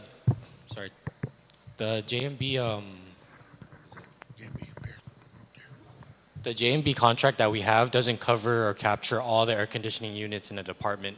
The JMB contract only covers air conditioning units that were 1, not working, and 2, 5 years and older. So as time goes by, there are other air conditioning units that will eventually go down. Okay. They're already going down, yeah. And we don't have funding for that then? Not even for the conversion. How soon do you think? Is this within the year? We've been really leaning on our HVAC team. Luckily, we have a guy that can just look at an air conditioning unit and it runs. So we are upping our HVAC force, and that's just the way that we have to roll because we obviously don't have the budget to purchase air conditioning units. And what's the quantity of the old, the ones that you think? There is a count. The contract manager has a count of the units that weren't included in the JMB contract. Okay, so how much is that? I don't have the number on me. Sorry. Okay. As far as utilities, have you caught up in your bills as far as utilities are concerned? Yes, ma'am. We are currently paid up through, I will confirm with accounts payable. The July should be processing now for the payments, but water, power, they should be paid up through July. We're waiting for the August bill, and then we'll remain current. We are not going to fall behind on those. And as far as FBLG, so you mentioned earlier that there was a pause. Now, can you explain what's the status of FBLG? The pause significantly impacted the timeline for completion of FBLG. I don't think you were here earlier, but I kind of was here. explained that Northern Construction wasn't paid for a fairly long time, and it impacted their purchase orders with other vendors. For instance, roof coating, right? They weren't able to pay their vendors. They had to upfront as much as possible, and they're not a large company. So they upfronted as much cost as possible until DOE was able to pay them. Now that we are caught up with payment, they've already released all their purchase orders. Materials are incoming, but because of the pause, the completion date had to change from December of this year to March 2026.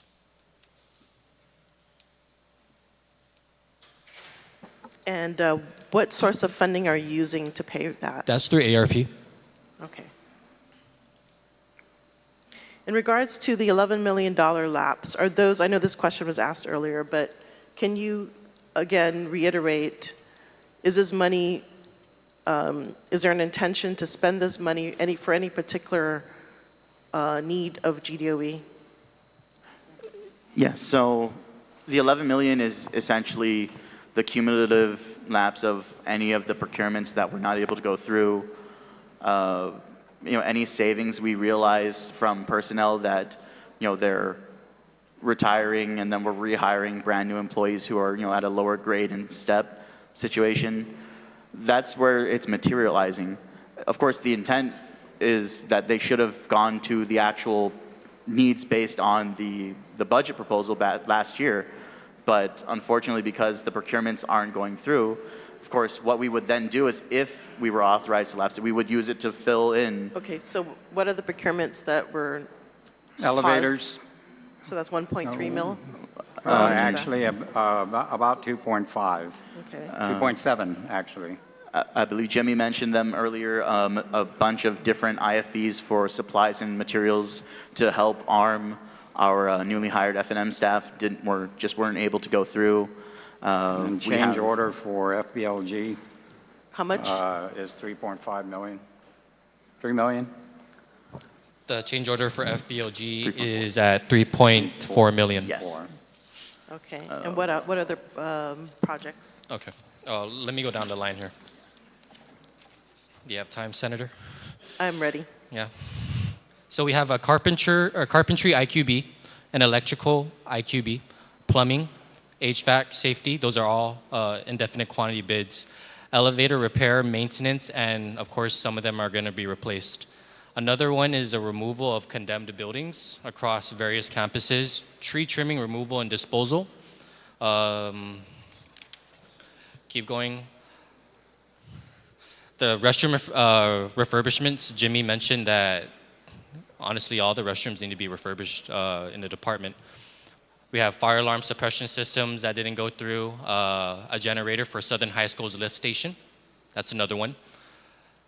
We have a change order from the GDOE refurbishment contract with Cortec. That's ARP funded. The change order number 1 is proposed at $10.4 million. How much? 10.4 million? Million, yes. Okay, so then that 11 million is already called for. It's over, we're overspent on the lapse then. Keep going. Stop there. That's it? Okay. So it seems like you already you're going to spend all that $11 million and you need additional to make sure that these facilities are sanitary. Of course.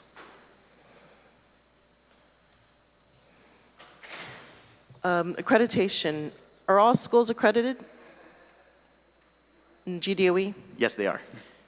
And we're talking not just high schools, but middle schools All schools within the and district. elementary schools. Okay. And can you explain what's the importance of accreditation? Want to answer that? What's the importance of accreditation? Senator, accreditation establishes the value of credits earned, especially for high schools. It's essential for admission to college. The accreditation process, as we've been applying it, also helps us drive our school improvement process. So that's resulted in a significant amount of refocused and improved performance in our elementary and middle schools. but it's not essential for elementary or middle schools in terms of law. But the requirement for being our diplomas and transcripts being accepted at universities across the United States, accreditation by one of the 5 U.S. Ed recognized accrediting agencies is essential. Thank you for that, Superintendent, because I think my colleagues need to understand the work that GDOE does and the importance of accreditation for our students. It gives them the opportunities to rise out of their situation, whatever it may be. To not graduate from an accredited school impacts their ability for further education, because those credits will not be accepted by many colleges. If not, I'm not familiar with any college that will accept credits from an unaccredited school. And as a teacher, former teacher, I know how hard it is to ensure accreditation of schools. And this is on top of the responsibilities of cultivating the next generation of our society. I am so proud of our teachers, of our school, to see our students become engineers. They come back to me, and the parents say, "Oh, were you the teacher of so-and-so? She's an engineer." There are doctors, law enforcement officers in our community working today. And that is something that we all could be proud of when we invest in our educational system and when we have their backs. Entrepreneurs, I am so proud to see that. To see our students rise out of their situation in life and become empowered individuals, to become self-sustaining, productive citizens on our island.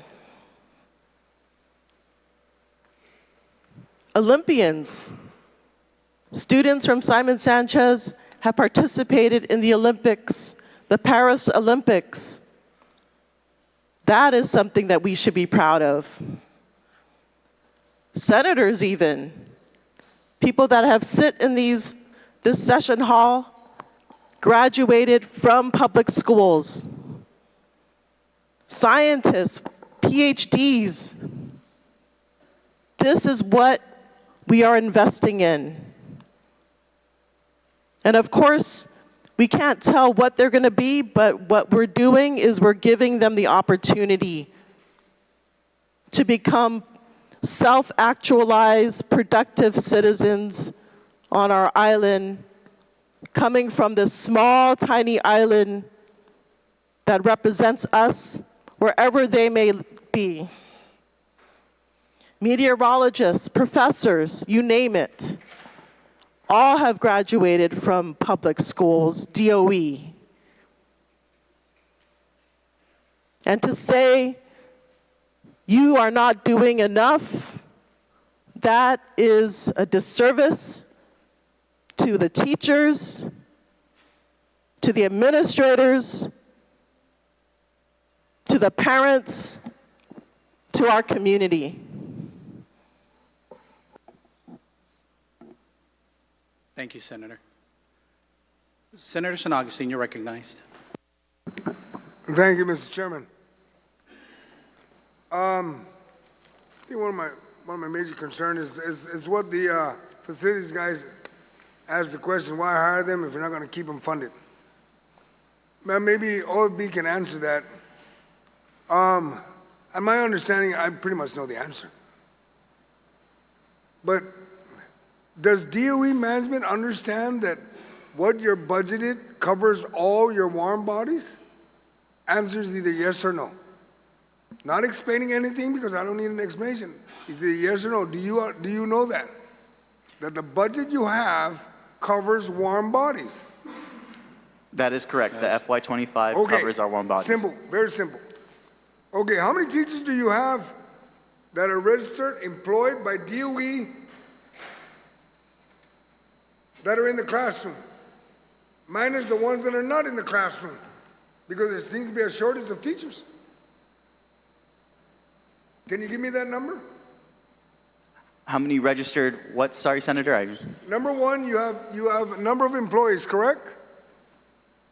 You do know the number of employees you have, right? Yes, right? Yes, sir, but it changes on a daily basis. No. You have a number. How many employees do you have currently right now, today? Let's start with that. I'm just trying to keep it simple.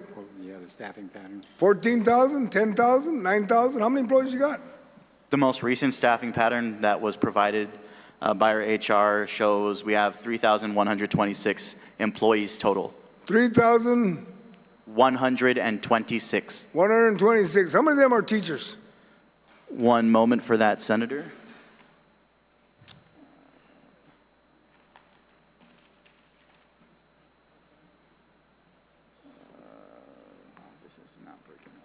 When you find that number, you need to make sure they're the folks that are getting paid as a teacher and are being certified to be a teacher. Because in order to be a teacher, you got to be certified. Yes. Okay, so I want to make sure you understand that when you give me that number. Out of the 3,000, how many of them are teachers?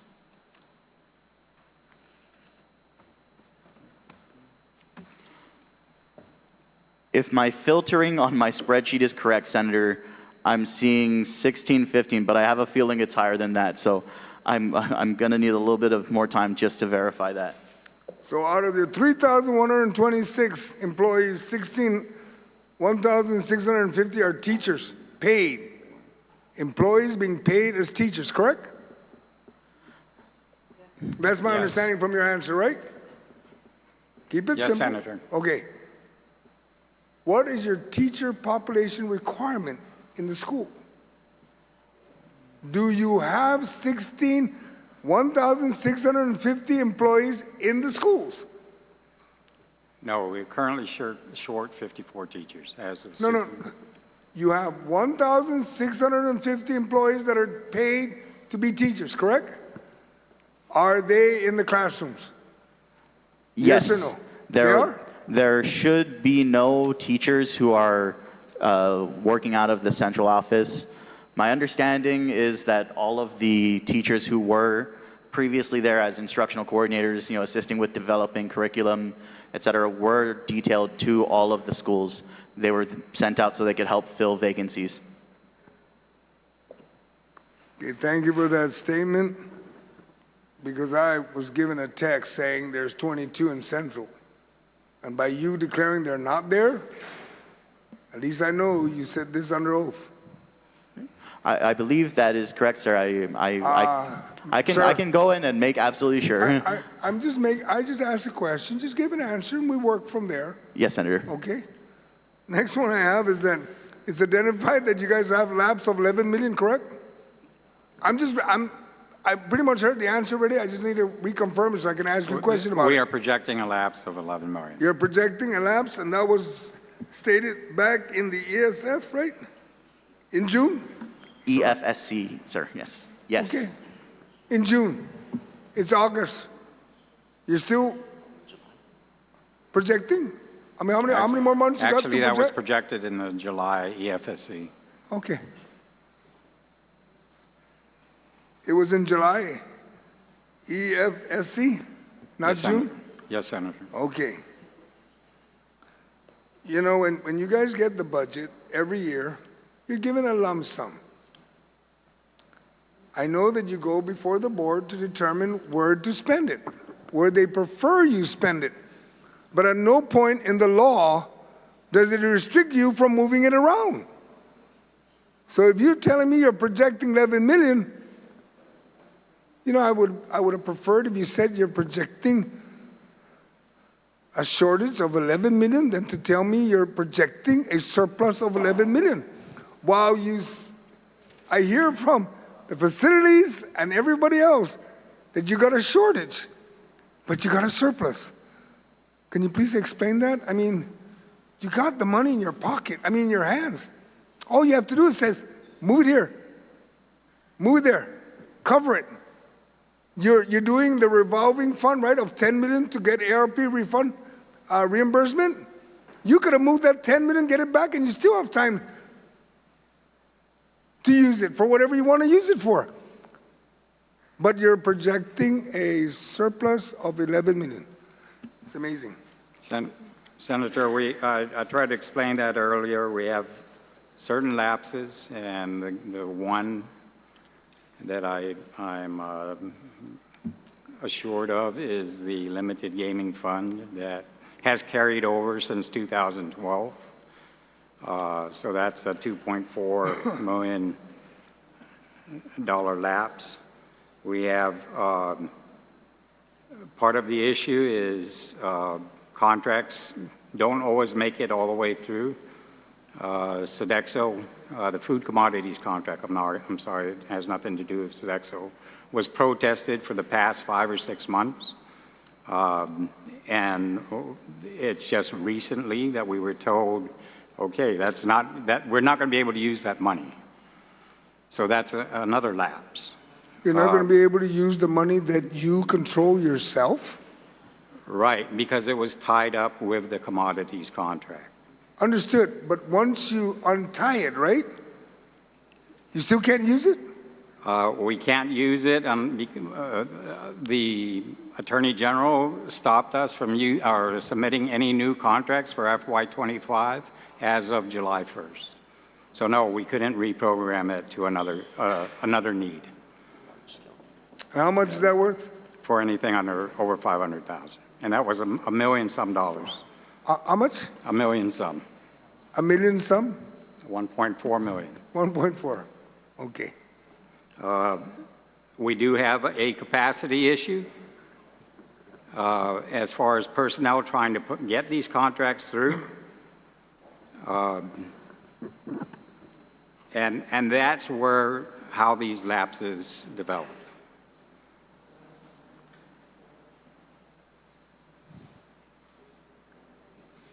Mr. Wade, for the past 6 years, I was the oversight on appropriation. And I know what we were giving you. I know where DOE has been crying, saying they got a shortage. But every year, most recently, you have lapse. And at no point was there ever a request so you can adjust. But there was always a cry early in the year, we're short, we're short. Por favor, spend before you claim to be short. Fill the void before you claim to be short. But there may be, earlier this year, I visited FBLG and saw the entire cafeteria full of supplies, equipment and expired hand sanitizers, washers and books. Have these items been distributed for use by the schools or properly disposed of?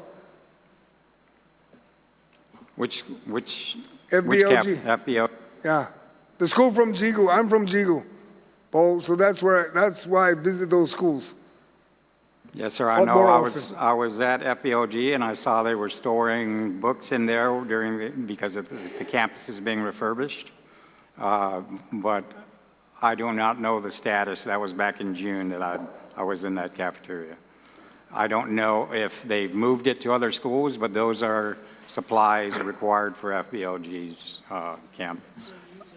Okay. My understanding, Senator, is that the supplies are, apologies because I'm kind of behind the line, those supplies are being actively used over time, but because there's less space at Ukuru, they were asked, by Ukuru to remove them from the Ukuru campus, just space-wise. So it's being stored at FBLG, but they're working through those supplies. Okay, so that means you won't be buying the same supplies because you're trying to exhaust your supplies, correct? Okay, sounds good. That's correct, yes. Under the pay first, reimburse later with ARP funds, what funding source are you using to do the rollover? The 10 million. What money are you using? Because you have a lump sum check, so I'm assuming it's coming from somewhere out of the 258 or 263. Yes, sir. We're using funds like the limited gaming fund. that's accumulated over the years. So any appropriation where we see we could, because we could not yet, cash advance from OFB, we figured out a way to pay $10 to $11 million in the ARP bills using funds that we intend to ultimately return to the appropriation. Okay. Now, will you be able to meet your March 2026 deadline Yes, sir. and be able to get full As reimbursement? long as USAID continues to authorize the March 2026 deadline. Okay. Now, in regards to FEMA and the temporary Simon, is it going to be FEMA that you guys are working with to get the temporary school for Simon Sanchez? Yes. And it's just being worked on now? You know, that's almost over a year, almost 2 years since I pushed that issue for Jigo. And is it just being worked on now? Yes. Just now, no? Senator. All of a sudden now, the management thought that it would be a good deal, right, to go up to Jigo when it was sitting instead of concentrating on Tumon? Is that what happened? Because Well, Tumon this one crashed. was it's a different situation. Kind of came up within the within the last few weeks. FEMA actually, if I'm not mistaken, was going to fund 100% of this the Simon Sanchez temp facility. I think the issue that we were having was, the 90-10 cost share. We weren't able to come up with that.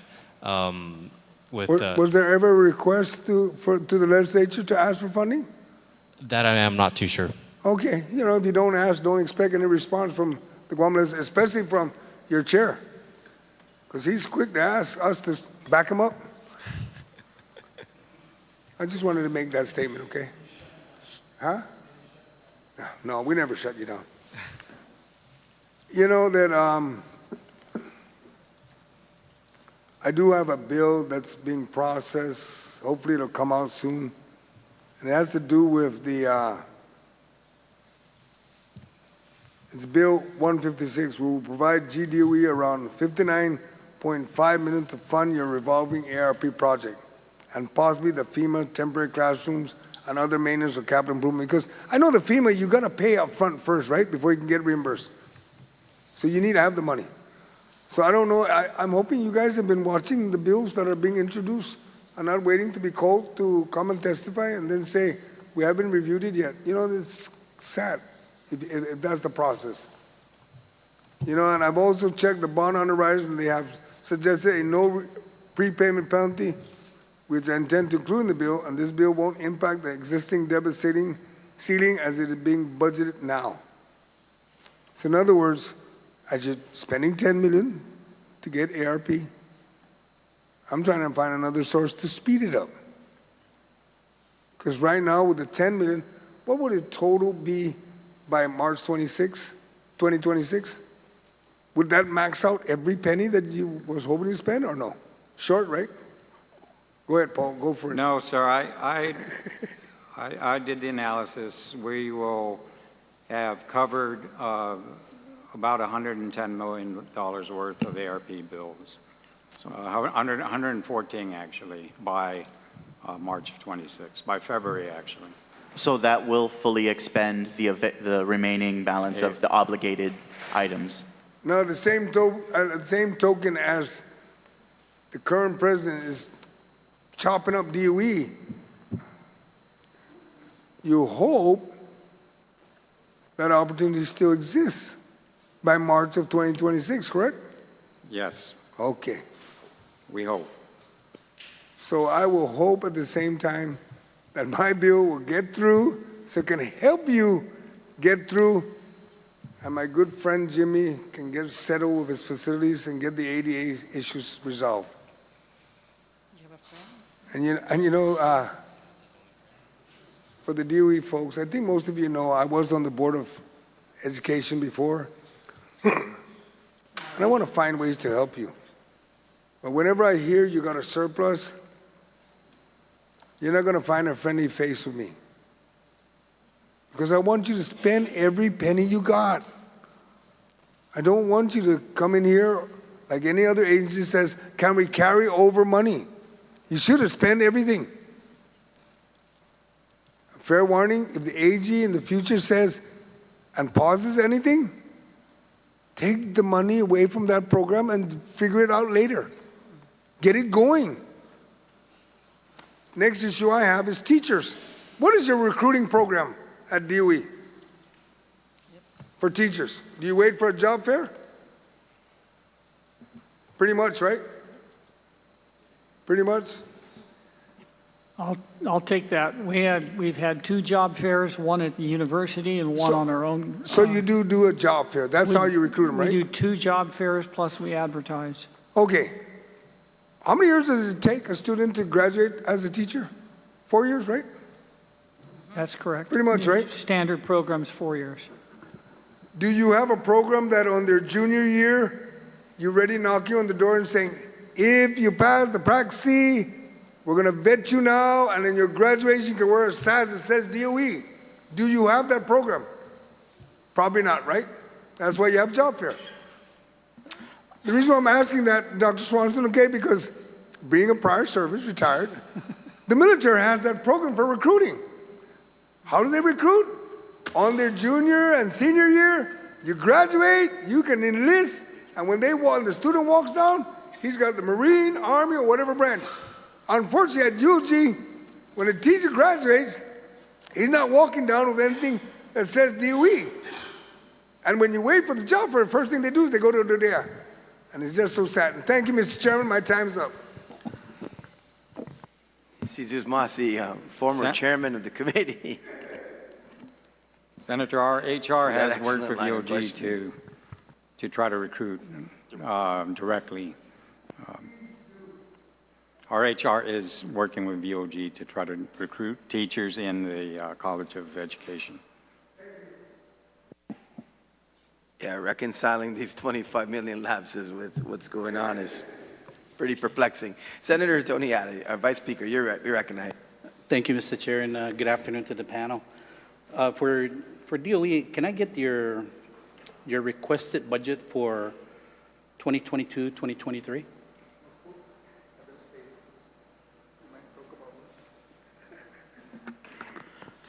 Senator, FY22, the requested budget was 204.97 million. And what were you budgeted? Oh, I apologize. Oops. The request was 291.43. 291.43. And what were you budgeted? The eventual appropriation was 204.97. And what was your lapse? FY22, I apologize, I don't have the lapse figure. I know that there was a smaller lapse. Yeah, there was a lapse somewhere in there. And your 23-24 school year, what was your request? 23 was request of 268.32. Eventual appropriation was 231.12. And your lapse? Again, Senator, I don't have the lapse figure. I know that there was a lapse. Do we don't have the lapses from? Sorry, not on me right now, Senator. Interesting, okay. But do you know what the projected lapse is for 25? For FY25, right now. We do have the 24 lapse and the projected lapse for 25. What's the 24 lapse? It was 12.8. Pardon? 12.8. 12.8. And the projected for 25, what was your request for 24, 25? The request for 24 was 294.61, or yes, 0.61, and the eventual appropriation was 256.91. And your projected lapse is about 11 million? No, the 11 million is for FY25. No, that's what he's talking about. Oh, sorry, I thought you asked me to read 24. So FY25 was request of 303.39, and the eventual appropriation was some total 266.38. Of course, that's inclusive of the 10 million. Yeah, so it's interesting how we talk about shortfalls, but yet it's a 10 million increase from last year, am I correct? The appropriated, right? There's, I'm sorry, maybe I'm misunderstanding. The increase is an increase of 10 million from the 256 level, but when you include the supplemental, it's it's flatline. And of course, when you're dealing with increased costs, the effective is that it's really a reduction in the budget. Yeah, but year after year, you guys have carried on a lapse. Correct, Senator. We And then- discussed. Year after year, you carried on a lapse. Yes, Senator. Was those lapses carried over to the following year? Were you allowed to carry over? My understanding, Senator, is that we were, apologies, I did start in March, so my more knowledgeable about the items.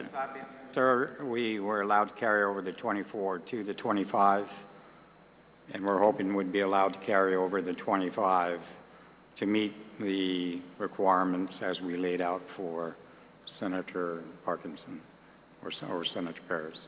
I see. And, I think it was back in school year 22, 23 that the pay raises were given out, right? And we used $20 million from facilities maintenance repairs. Do you recall that? What year was that? I think that was 22. You're talking about the general pay plan? Right. I think it was a 22% that the administration came out with. Then they took $20 million from the facilities. I recall this so well because Senator Blas and Speaker Blas and I were both. My understanding, Senator, was that the general pay plan, the 22%, was partially funded for that fiscal year out of ARP. The $20 million that was set aside for facilities, right? Not to my understanding, Senator. I believe that 20 million, that was from 2 fiscal years ago? Or what right, the funds were provided to DOA so that they could fund it out of the, what was it called? But that came from, that was supposed to be used for facilities. Correct, that fund was, yeah. So it's it's separate from the pay increases. Exactly, but that money was utilized. Did you guys ever get that money back from the administration? It was their promise, but did you guys ever receive the money back from them? We had a couple of contracts, mold mitigation and the fencing, that was kept with DOA and GSA. Great. Let me get back to you. Mr. Byrne, what is the status on the mold mitigation contract? Senator, is this working? Pardon?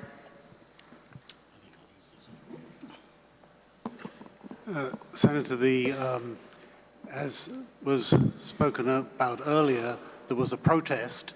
Yes. The protest related to the definition of the contract, Right. which came from DOE, and so that's being rectified as now in order to produce a scope of work that isn't likely to receive a protest. So what is the status now? Is it going back out for RFP? Yes, it'll go back for RFP when that's complete. So when was the contract canceled? It was earlier this year. I don't remember the exact date. And when do we plan to put it back for RFP? I mean, the kids are going back to school, and all these issues are we got some senators here clamoring that the mold, and so where are we at with the RFP, and are we going to get it? We obviously would have been further ahead had we got a protest-proof definition. Unfortunately, we didn't. We're pushing forward as quickly as possible because we don't want another protest. So that money is still there. Yes. For DOE. Yes. And how about the fencing project? What's the status on that? It's a similar issue that the definition was improperly or poorly defined. There was, unfortunately, when the specs were put together, there was a problem separating out that part that was due to storm damage and that part that was due to general repairs. So we had to go back and redo the whole thing again and get the whole thing out. I see. And how much is that project? That's, as far as, I think that's about 6 or 7 million. Thank you, sir. Okay, back to DOE. You know, I heard earlier that there was issues with the elevators. I guess that happened in January of this year? Issues of the elevators? Yeah, the elevator issue, that happened January this year, right? The issues of the elevators happened way... Maybe 10 years, way- Senator. 15 years. 15 years, yeah. Thank you. 10, 15 years. Yeah, thank you for that. I'm glad you mentioned that because then, prior year budgets, well, I guess if elevators were so important that they didn't take care of it back then. I'm glad that didn't happen just 7 months ago when the 38th Guam Legislature came into office, and that has been an issue for many years.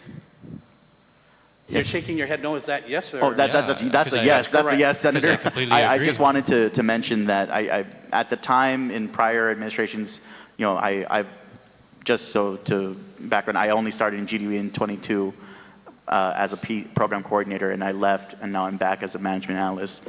But my understanding is that prior administrations, there was an understanding that if your facilities were not in compliance at the time of the passage of the ADA, they did not need to, I guess they were in a sense grandfathered in. But of course, now that we're doing all of the renovations and repairs, that has what has essentially put us in a position where, hey, you've been making renovations, you now have to come into compliance because you can't just say, oh, we renovated, but only this, we still don't want to comply with ADA.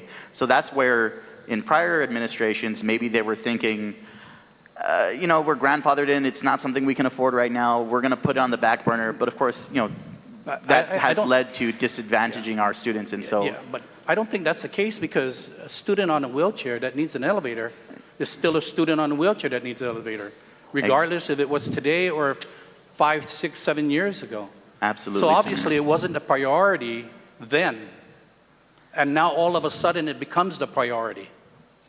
Only because the majority has changed in the budgeting process for this year.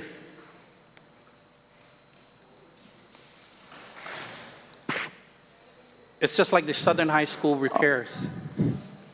Senator, I'm talking to the panel. Excuse me. I'm talking to the panel. You had your turn, Senator. Thank you. If I can say something, Senator, it's not because the majority changed. No, Mr. Paul, thank you. I'm asking the questions now. Okay. Thank you. Education Stabilization Fund 1 and 2. How much was DOE given? Cumulative. I apologize, Senator, this was before our time, but if I recall correctly, the first round should have been 40, Doc, does that sound familiar? 40-some million? 1 and ESF 2? ESF 1 was in the range of 40-some million. ESF 2, I believe it was 100 and... It was in the range of 120-ish million. And ESF 1 was what year? 2020? I believe ESF 1 was 2020 in that range. Right. And then ESF 2 was in 21, FY21. And then, I apologize, it's one back. So ESF 1 started in FY19 as an immediate response to the beginning of the COVID pandemic. ESF 2 was the follow-on to that the following, and then ARP was in FY21, and that was the larger, which was 286 million total, but that also included subrecipients. So I believe GDOE's share was 248 million? 248 million. $248 million. And we have nothing to show for with 248 million. In addition to 291 million for 22-23 budget. 23-24 budget of 231 million for 23-24 and 24-25 of 256 million. In addition to the budget, $240 million. And we still have issues with elevators, we still have issues with doors, we still have issues. How is that possible? Senator, so to explain, the local budget through successive, budgets has always generally been something in the range of 80-85% personnel. So the expenditures outside of personnel really are for utilities, for key, contracts for the operations. The federal grants that we received, particularly with ARP as the prime example, we essentially expended it on capital improvements projects like the Cortec refurbishment project. It's the single largest contract in the entire grant.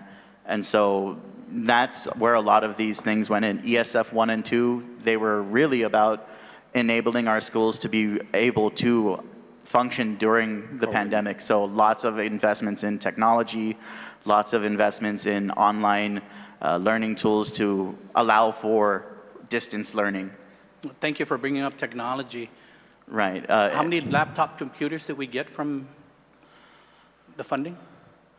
I believe that the number that was brought up during the OPA report was 34,000 across the entire grant.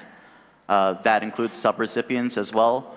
But, of course, these laptops are out in all of the schools. They're laptops for every classroom. We purchase as sets so that regardless of where a student is in the department, they should be able to access these technologies. So there's not a single laptop that's still in a box, put away somewhere? I don't believe there's any left of those. They're all already assigned to the schools. Some of them are to teachers. I know that there were a small amount that was assigned to school staff, but the vast majority of it, to tens of thousands, it was all really student laptops. Okay. And then you brought up the issue of the merit bonus for 2024, I believe? Yes, Senator. And what does that amount to? The total appropriation, Senator? The merit bonus that you guys need to pay out. That are pending. At this time, because HR is still going through all of the qualifying documents to ensure that they're qualified to receive it, I don't have a good estimate. I know that at the time we paused to assess whether we needed the cash for cash flow. I believe that in my office, at the budget office prior to certification, there were at least 20 different merit bonuses, personnel actions that I had. That totals to, and of course it's dependent because it's percentage of their salary. I believe that must have added somewhere in the range of about 2.5 per, that's an average. So if you multiply that across that, that's 5, what did I say, 20? Yeah. Before Jordan arrived in my office, there were additional about 20. So I'd say the number of merit bonuses we have set aside to pay out is about 40. But we've got to confirm that number, Senator. Dollar value? The dollar value?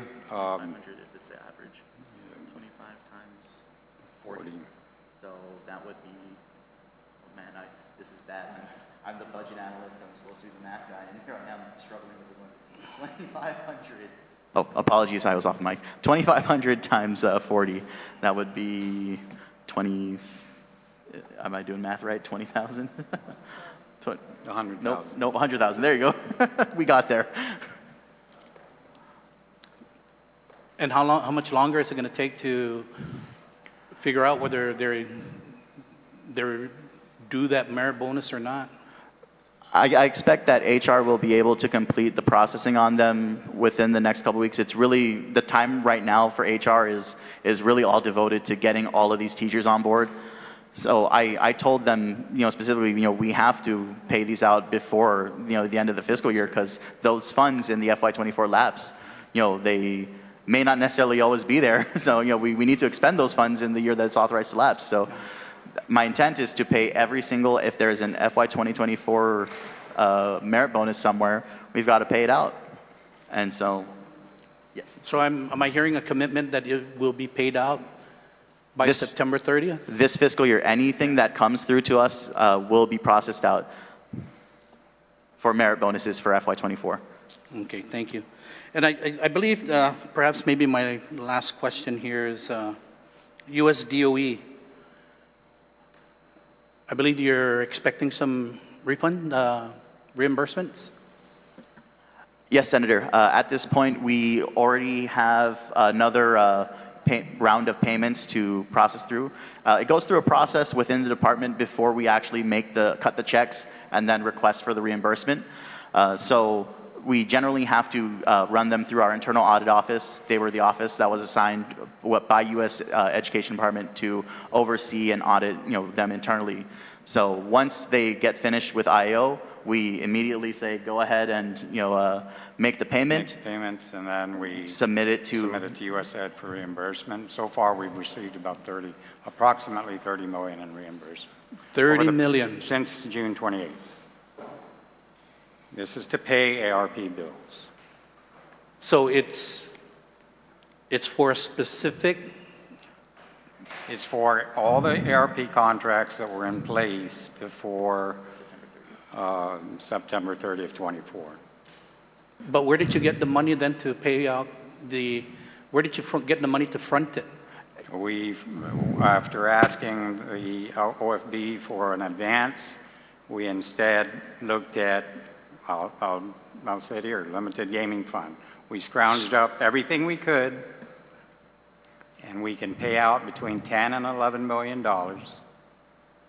to pay these bills. And then once we're complete with the entire process and the last cycle is returned to us, then that money will go back to the appropriations.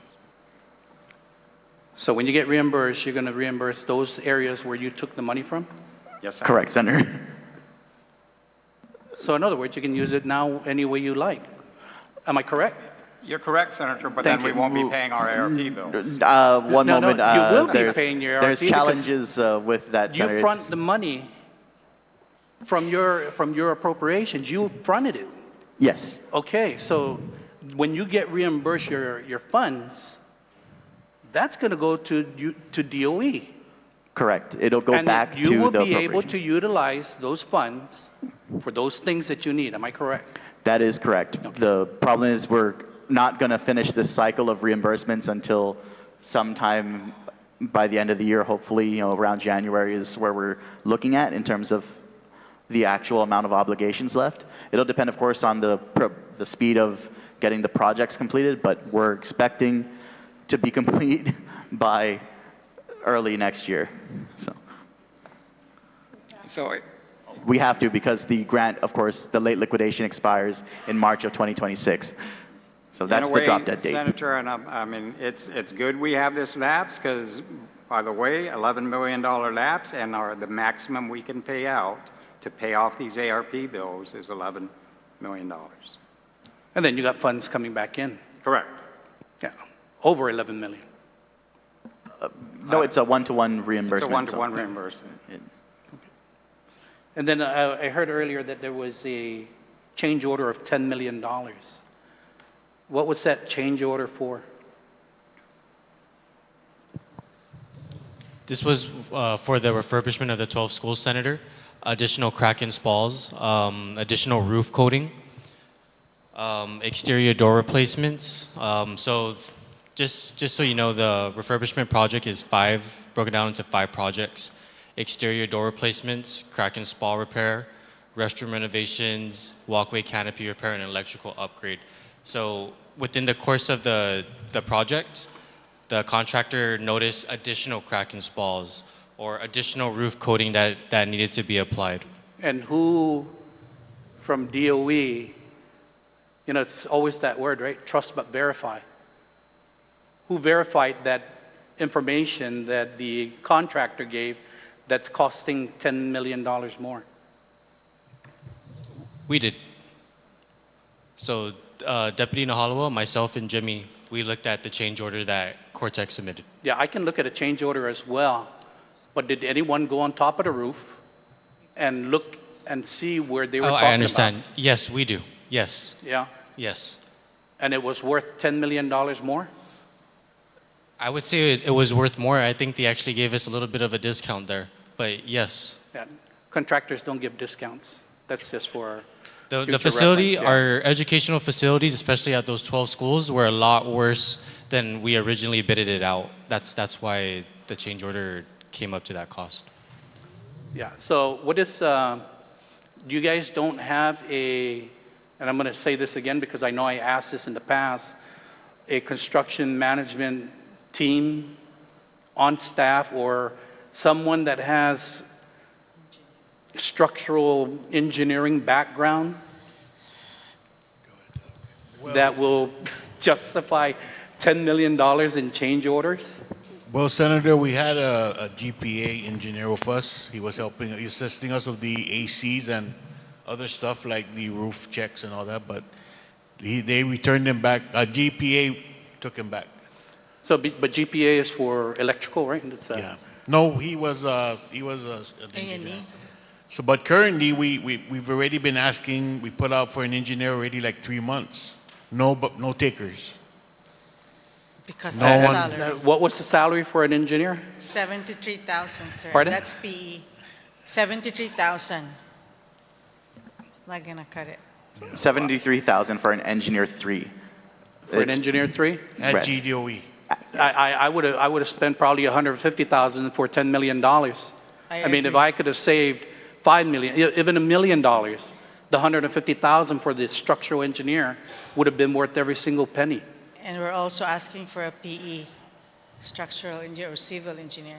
And that's why I'm saying all this should have been taken care of prior to all this construction work going out, so that the people's money, the taxpayers, can know that their money is being well spent. The problem was, though, Senator, is that no one wants to apply for that. Yeah, that but I mean, at $73,000, I mean, you know, an engineer, a PE whose license is on the line when he certifies or she certifies, naturally. But to spend $150,000 so that you can save maybe $4 or $5 million, because that engineer is going to look out for the best interests of the government of Guam facilities versus, you know, relying on the contractor to say, yeah, you need $10 million more in repairs to make up for that discount that they perhaps gave to the department.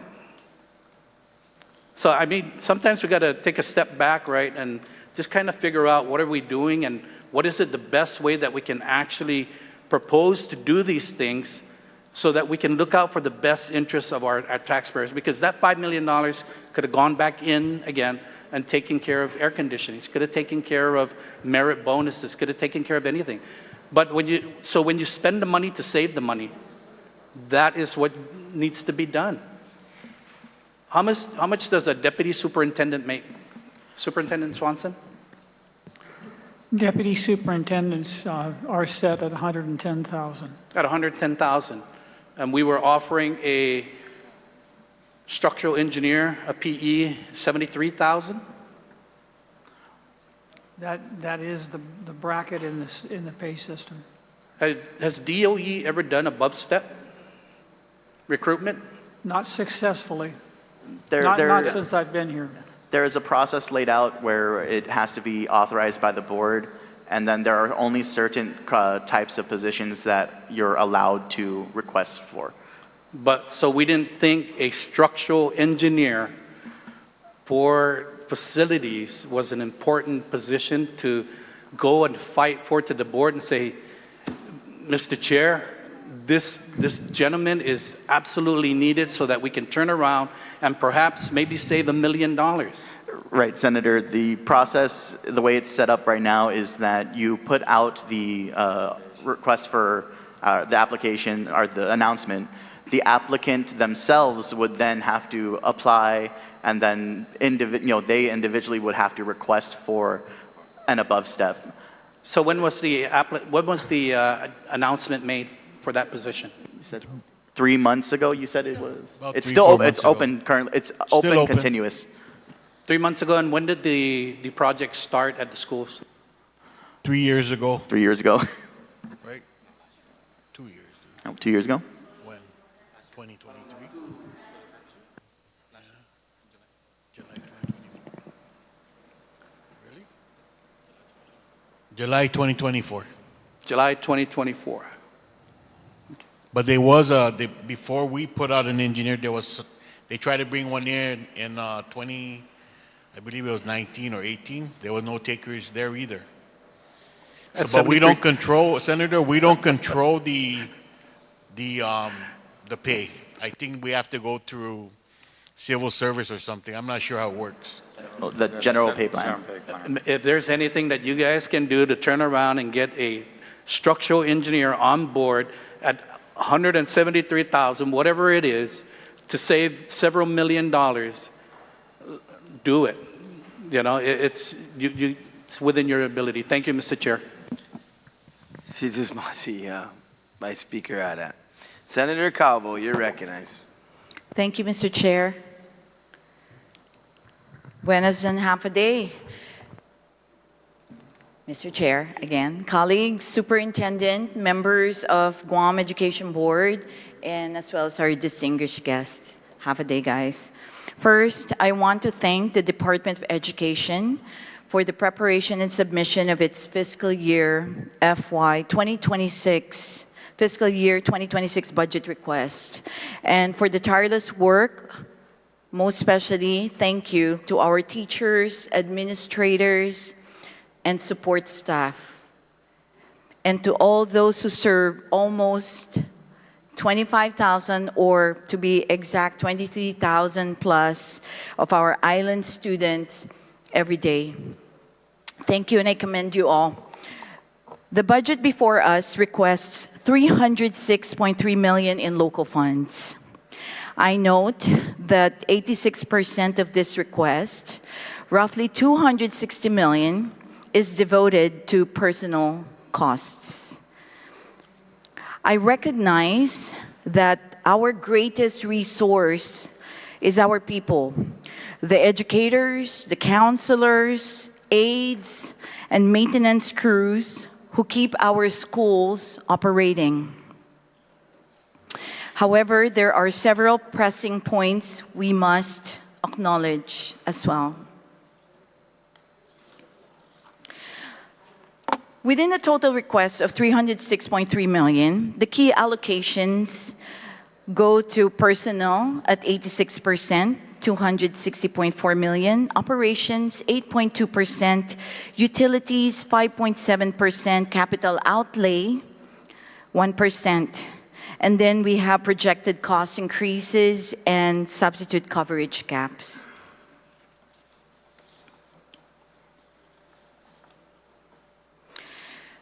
So we have to address rising fixed costs, substitute teacher gaps, facilities investment. But at the same time, I do recognize the department is operating in the shadow of expiring federal relief funds. The pandemic era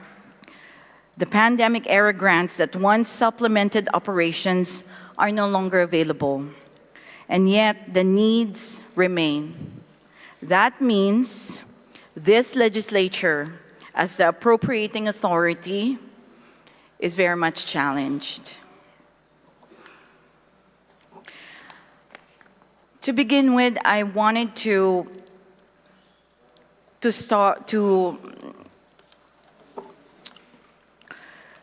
throw some questions within the personnel and staffing concerns. So as I mentioned earlier, with 86% of the budget devoted to personnel, how do we ensure that these funds directly improve student achievement? Personnel costs are necessary, but without strong accountability metrics, large spending may not translate to better outcomes. So can you guys please offer your 2 cents on this matter? So, Senator, as with any, the soup wants to. How do we do that? Okay, the bulk of our Senator, the bulk of our employees are instructional employees. The evaluation system that we use for all of our classroom teachers has in it a set of metrics for tracking student improvement, as it does also the building principals. So that's one of the ways that we look for that. So the teachers have to set goals for the growth in their classes, an annual process, and the evaluation process is annual as well, except for some of our senior folks whose evaluation cycle comes up every 2 years, but the metrics are still included. So that's where the accountability comes from. It comes at the building level with the principals and with the teachers. For the rest of the organization, the operational side, we have to look at the kinds of things that we're looking at right here. So, sir, these are specific performance indicators tied to personal spending, such as test scores, graduation rates, or attendance improvements. Yeah, correct? Those are the metrics we look at. Thank you. How many instructional and non-instructional vacancies? You know, because, sir, with your testimony earlier, your oral testimony, I just noticed that 10 million is dedicated to all unfilled vacancies and proposed new positions. So I just wanted to ask how many instructional and non-instructional vacancies exist today, and what is the average time to fill for these positions?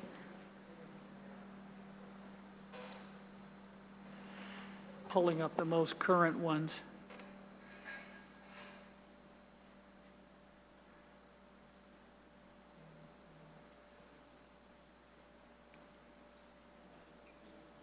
Right now, instructional vacancies, I have 25 elementary teachers, 41 secondary teachers, and 33 in special education. We have in recruitment 5 that are actually being processed, 5 new elementary folks, 10 new secondary, and 11 in special programs.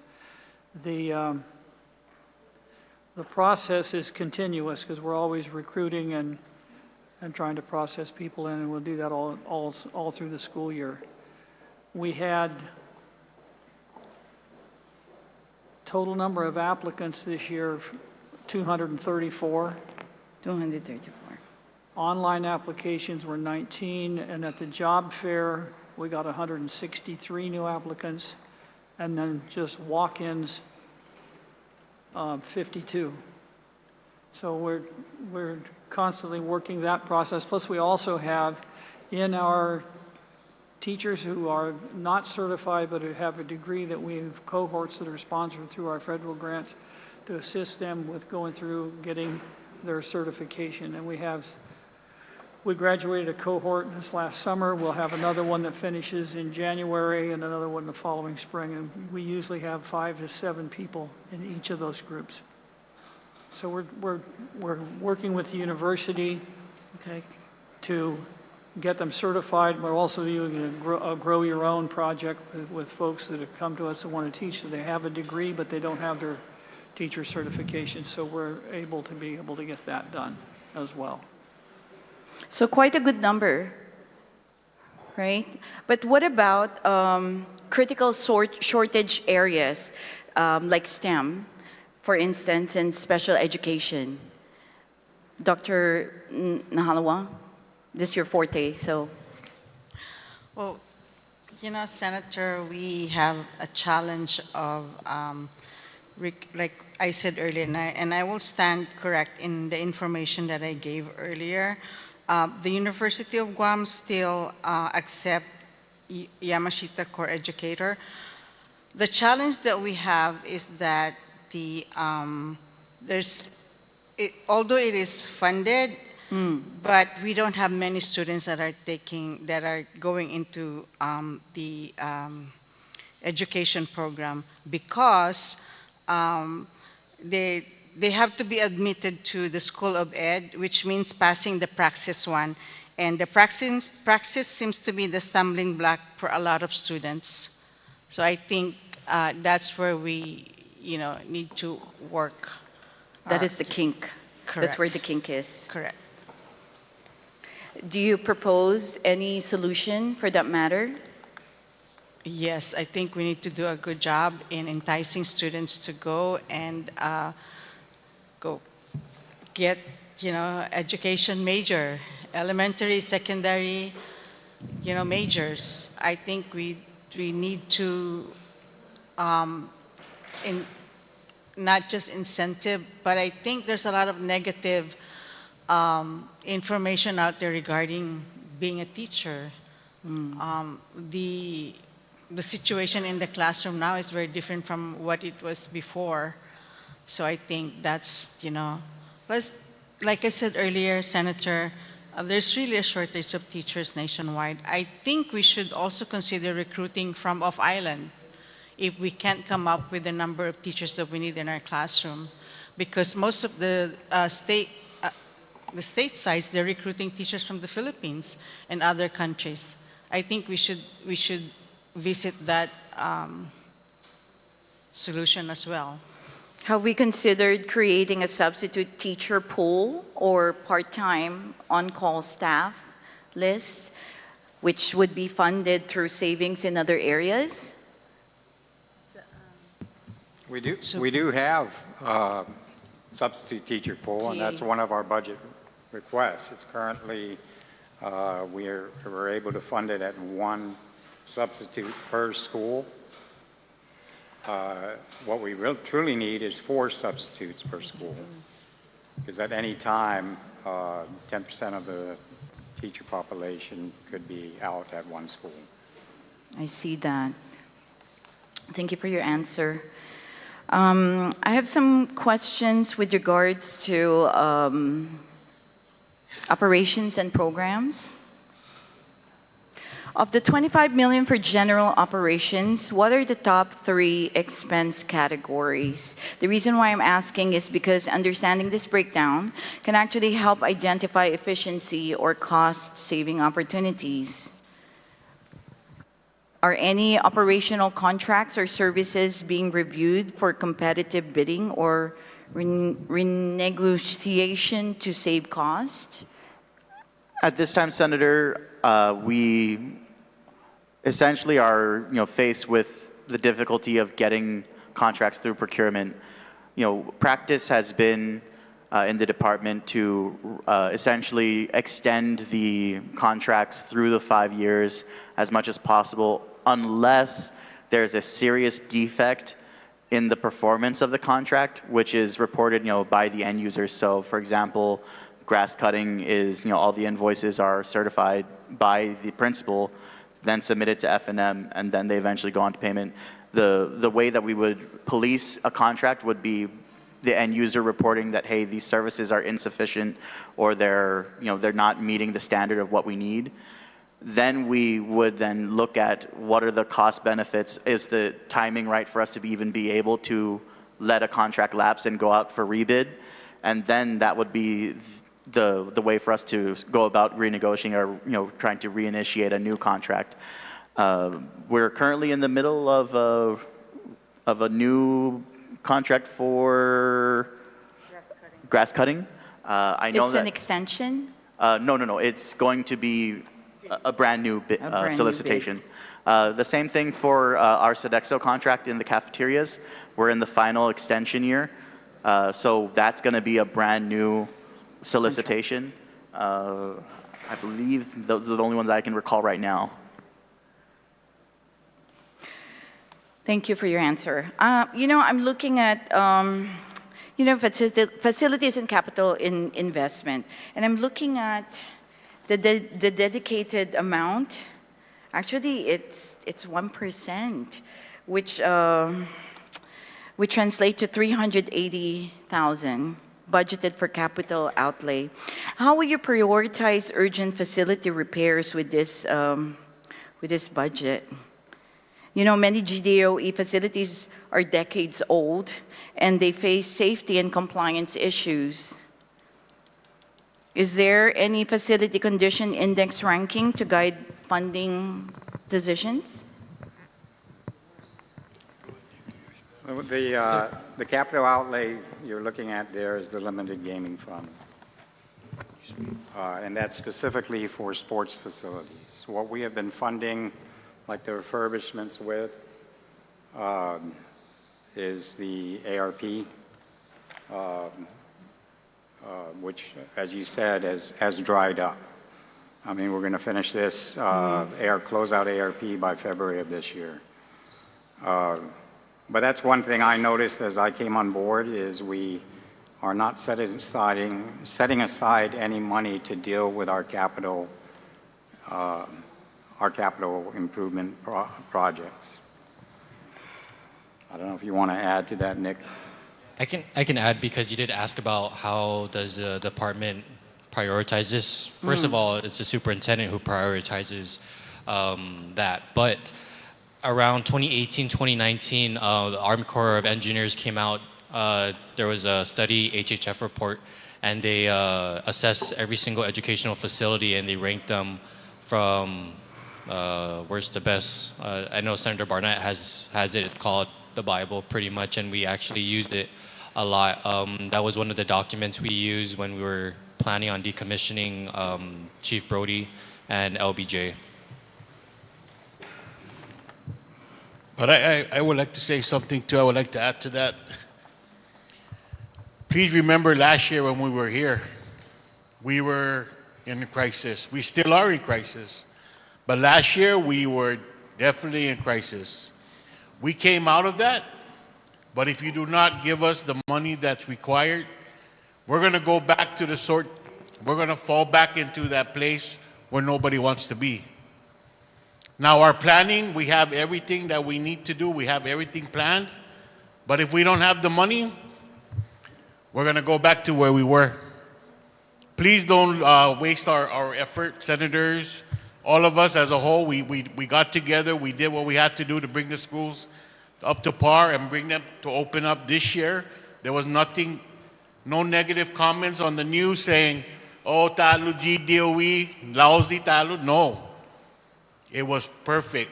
We went through, the old man kept his word intact. We opened up on time.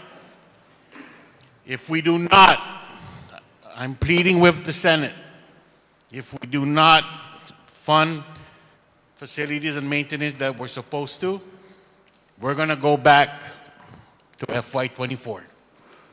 Thank you. So please, thank you. Thank you. I'd like to talk about deferred maintenance, because it often grows more expensive over time, since we're already in this topic. What is the current backlog for deferred maintenance, and what is the projected cost to address it fully? That was part of the HHF report. Senator, I'll provide that to you because I don't have that, that figure on me right now.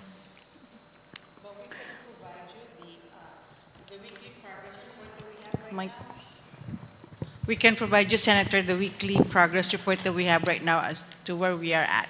Okay. I can give this to you after this. Thank you. On a different note, has GDOE explored federal infrastructure grants or public-private partnerships for facilities upgrade? I know that there's talks about us PMCing facilities and maintenance. I don't know. I believe it's going to fall into session soon. That's the rumor that we're hearing.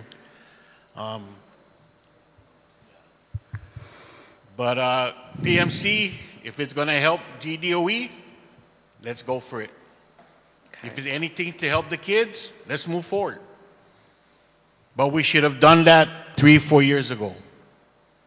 We should have done it a long time ago. We have the manpower, we have the talent, we have everything now. All we need is the funding. If the legislature decides to go to PMC, so be it. But I'm telling you now, we can do it. Like I told you guys last year, we can make the schools open, and we did it.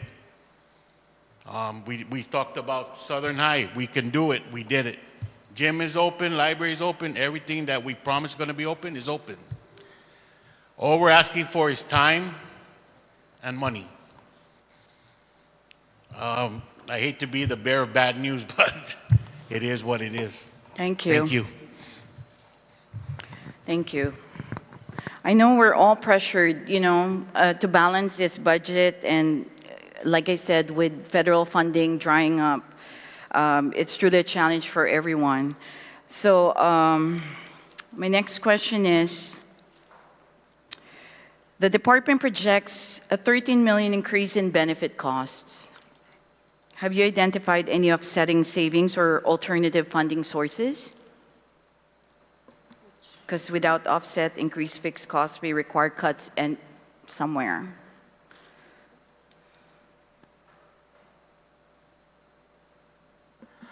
My understanding, Senator, is that that number is lower now. Lower down. Yeah, And what is the lower down number? So I believe it was mentioned in the superintendent's testimony this morning. Right now, the increase of the Guam, the Gov Guam Retirement Fund, it's about just about 3% increase from the 25 level. We're looking at 4.7 million. 7? Did you say 7? 4.7. Thank you. Of course, the health insurance costs, that was one of the big question marks that we had back at the budget hearing that we had back in March, because we weren't sure yet what the expected cost would be. But we've learned, of course, through the hearing over the past couple of days that it's been reduced down to it was at 34%. I apologize, that's retirement. The overall cost for the government should look like a 1% decrease compared to current level. So that was, an undetermined cost that is no longer there.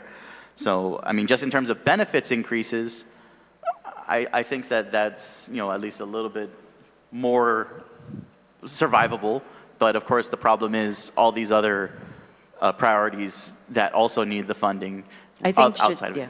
Thank you. I think just the fact that it went down is good news already. So,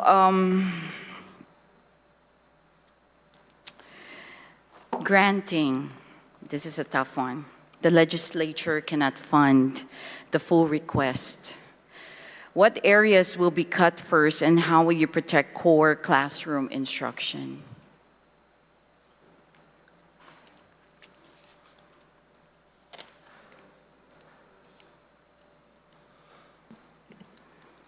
Based on our experience, Senator, with the budget that we had to adjust last year, we try to cut operational and contractual expenses where we can. The last place we want to cut is classroom. But what we've also had to do, and we did this last year, is combine schools to get larger class size, still within the negotiated sizes, but not have then being able to eliminate unfilled vacancies. Right now, we're budgeting 4 spots that are vacant, but if we go into a mode of combining schools again or rezoning, the first place we save money is by canceling out vacant positions that don't have a body in them. I think that's a sound plan, Superintendent. I'm just saying, the children should not suffer any further. So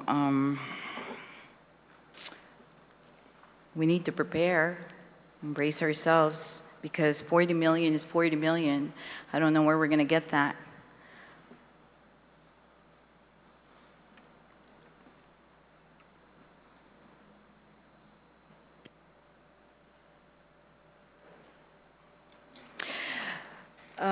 What percentage of the budget is directly managed by principals, and how are they held accountable for results?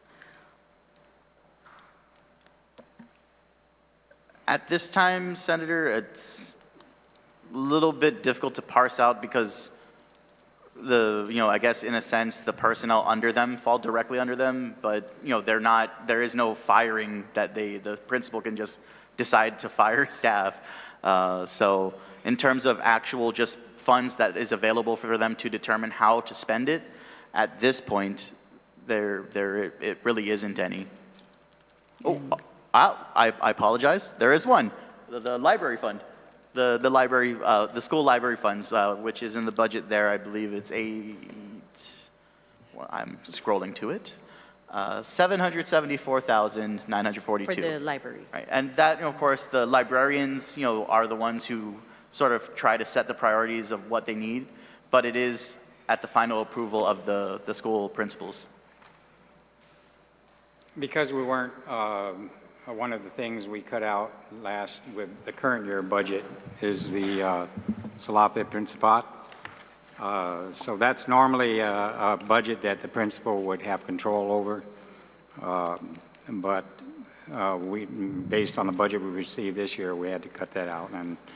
And Senator Ad is correct, it hasn't been approved for numerous years.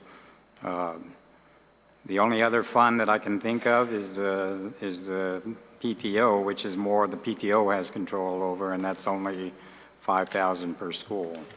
5,000 per school. Yeah. So when I heard, like the other day, that PTO is trying to buy cleaning supplies for their cafeteria, put a stop to it, and we're fixing that problem internally. I see. Okay. Thank you. I truly appreciate all the answers. Like I said, I thank all of you in the panel. I know everybody tries their best, and we all work hard to just contribute and solve these challenges we're facing at the moment.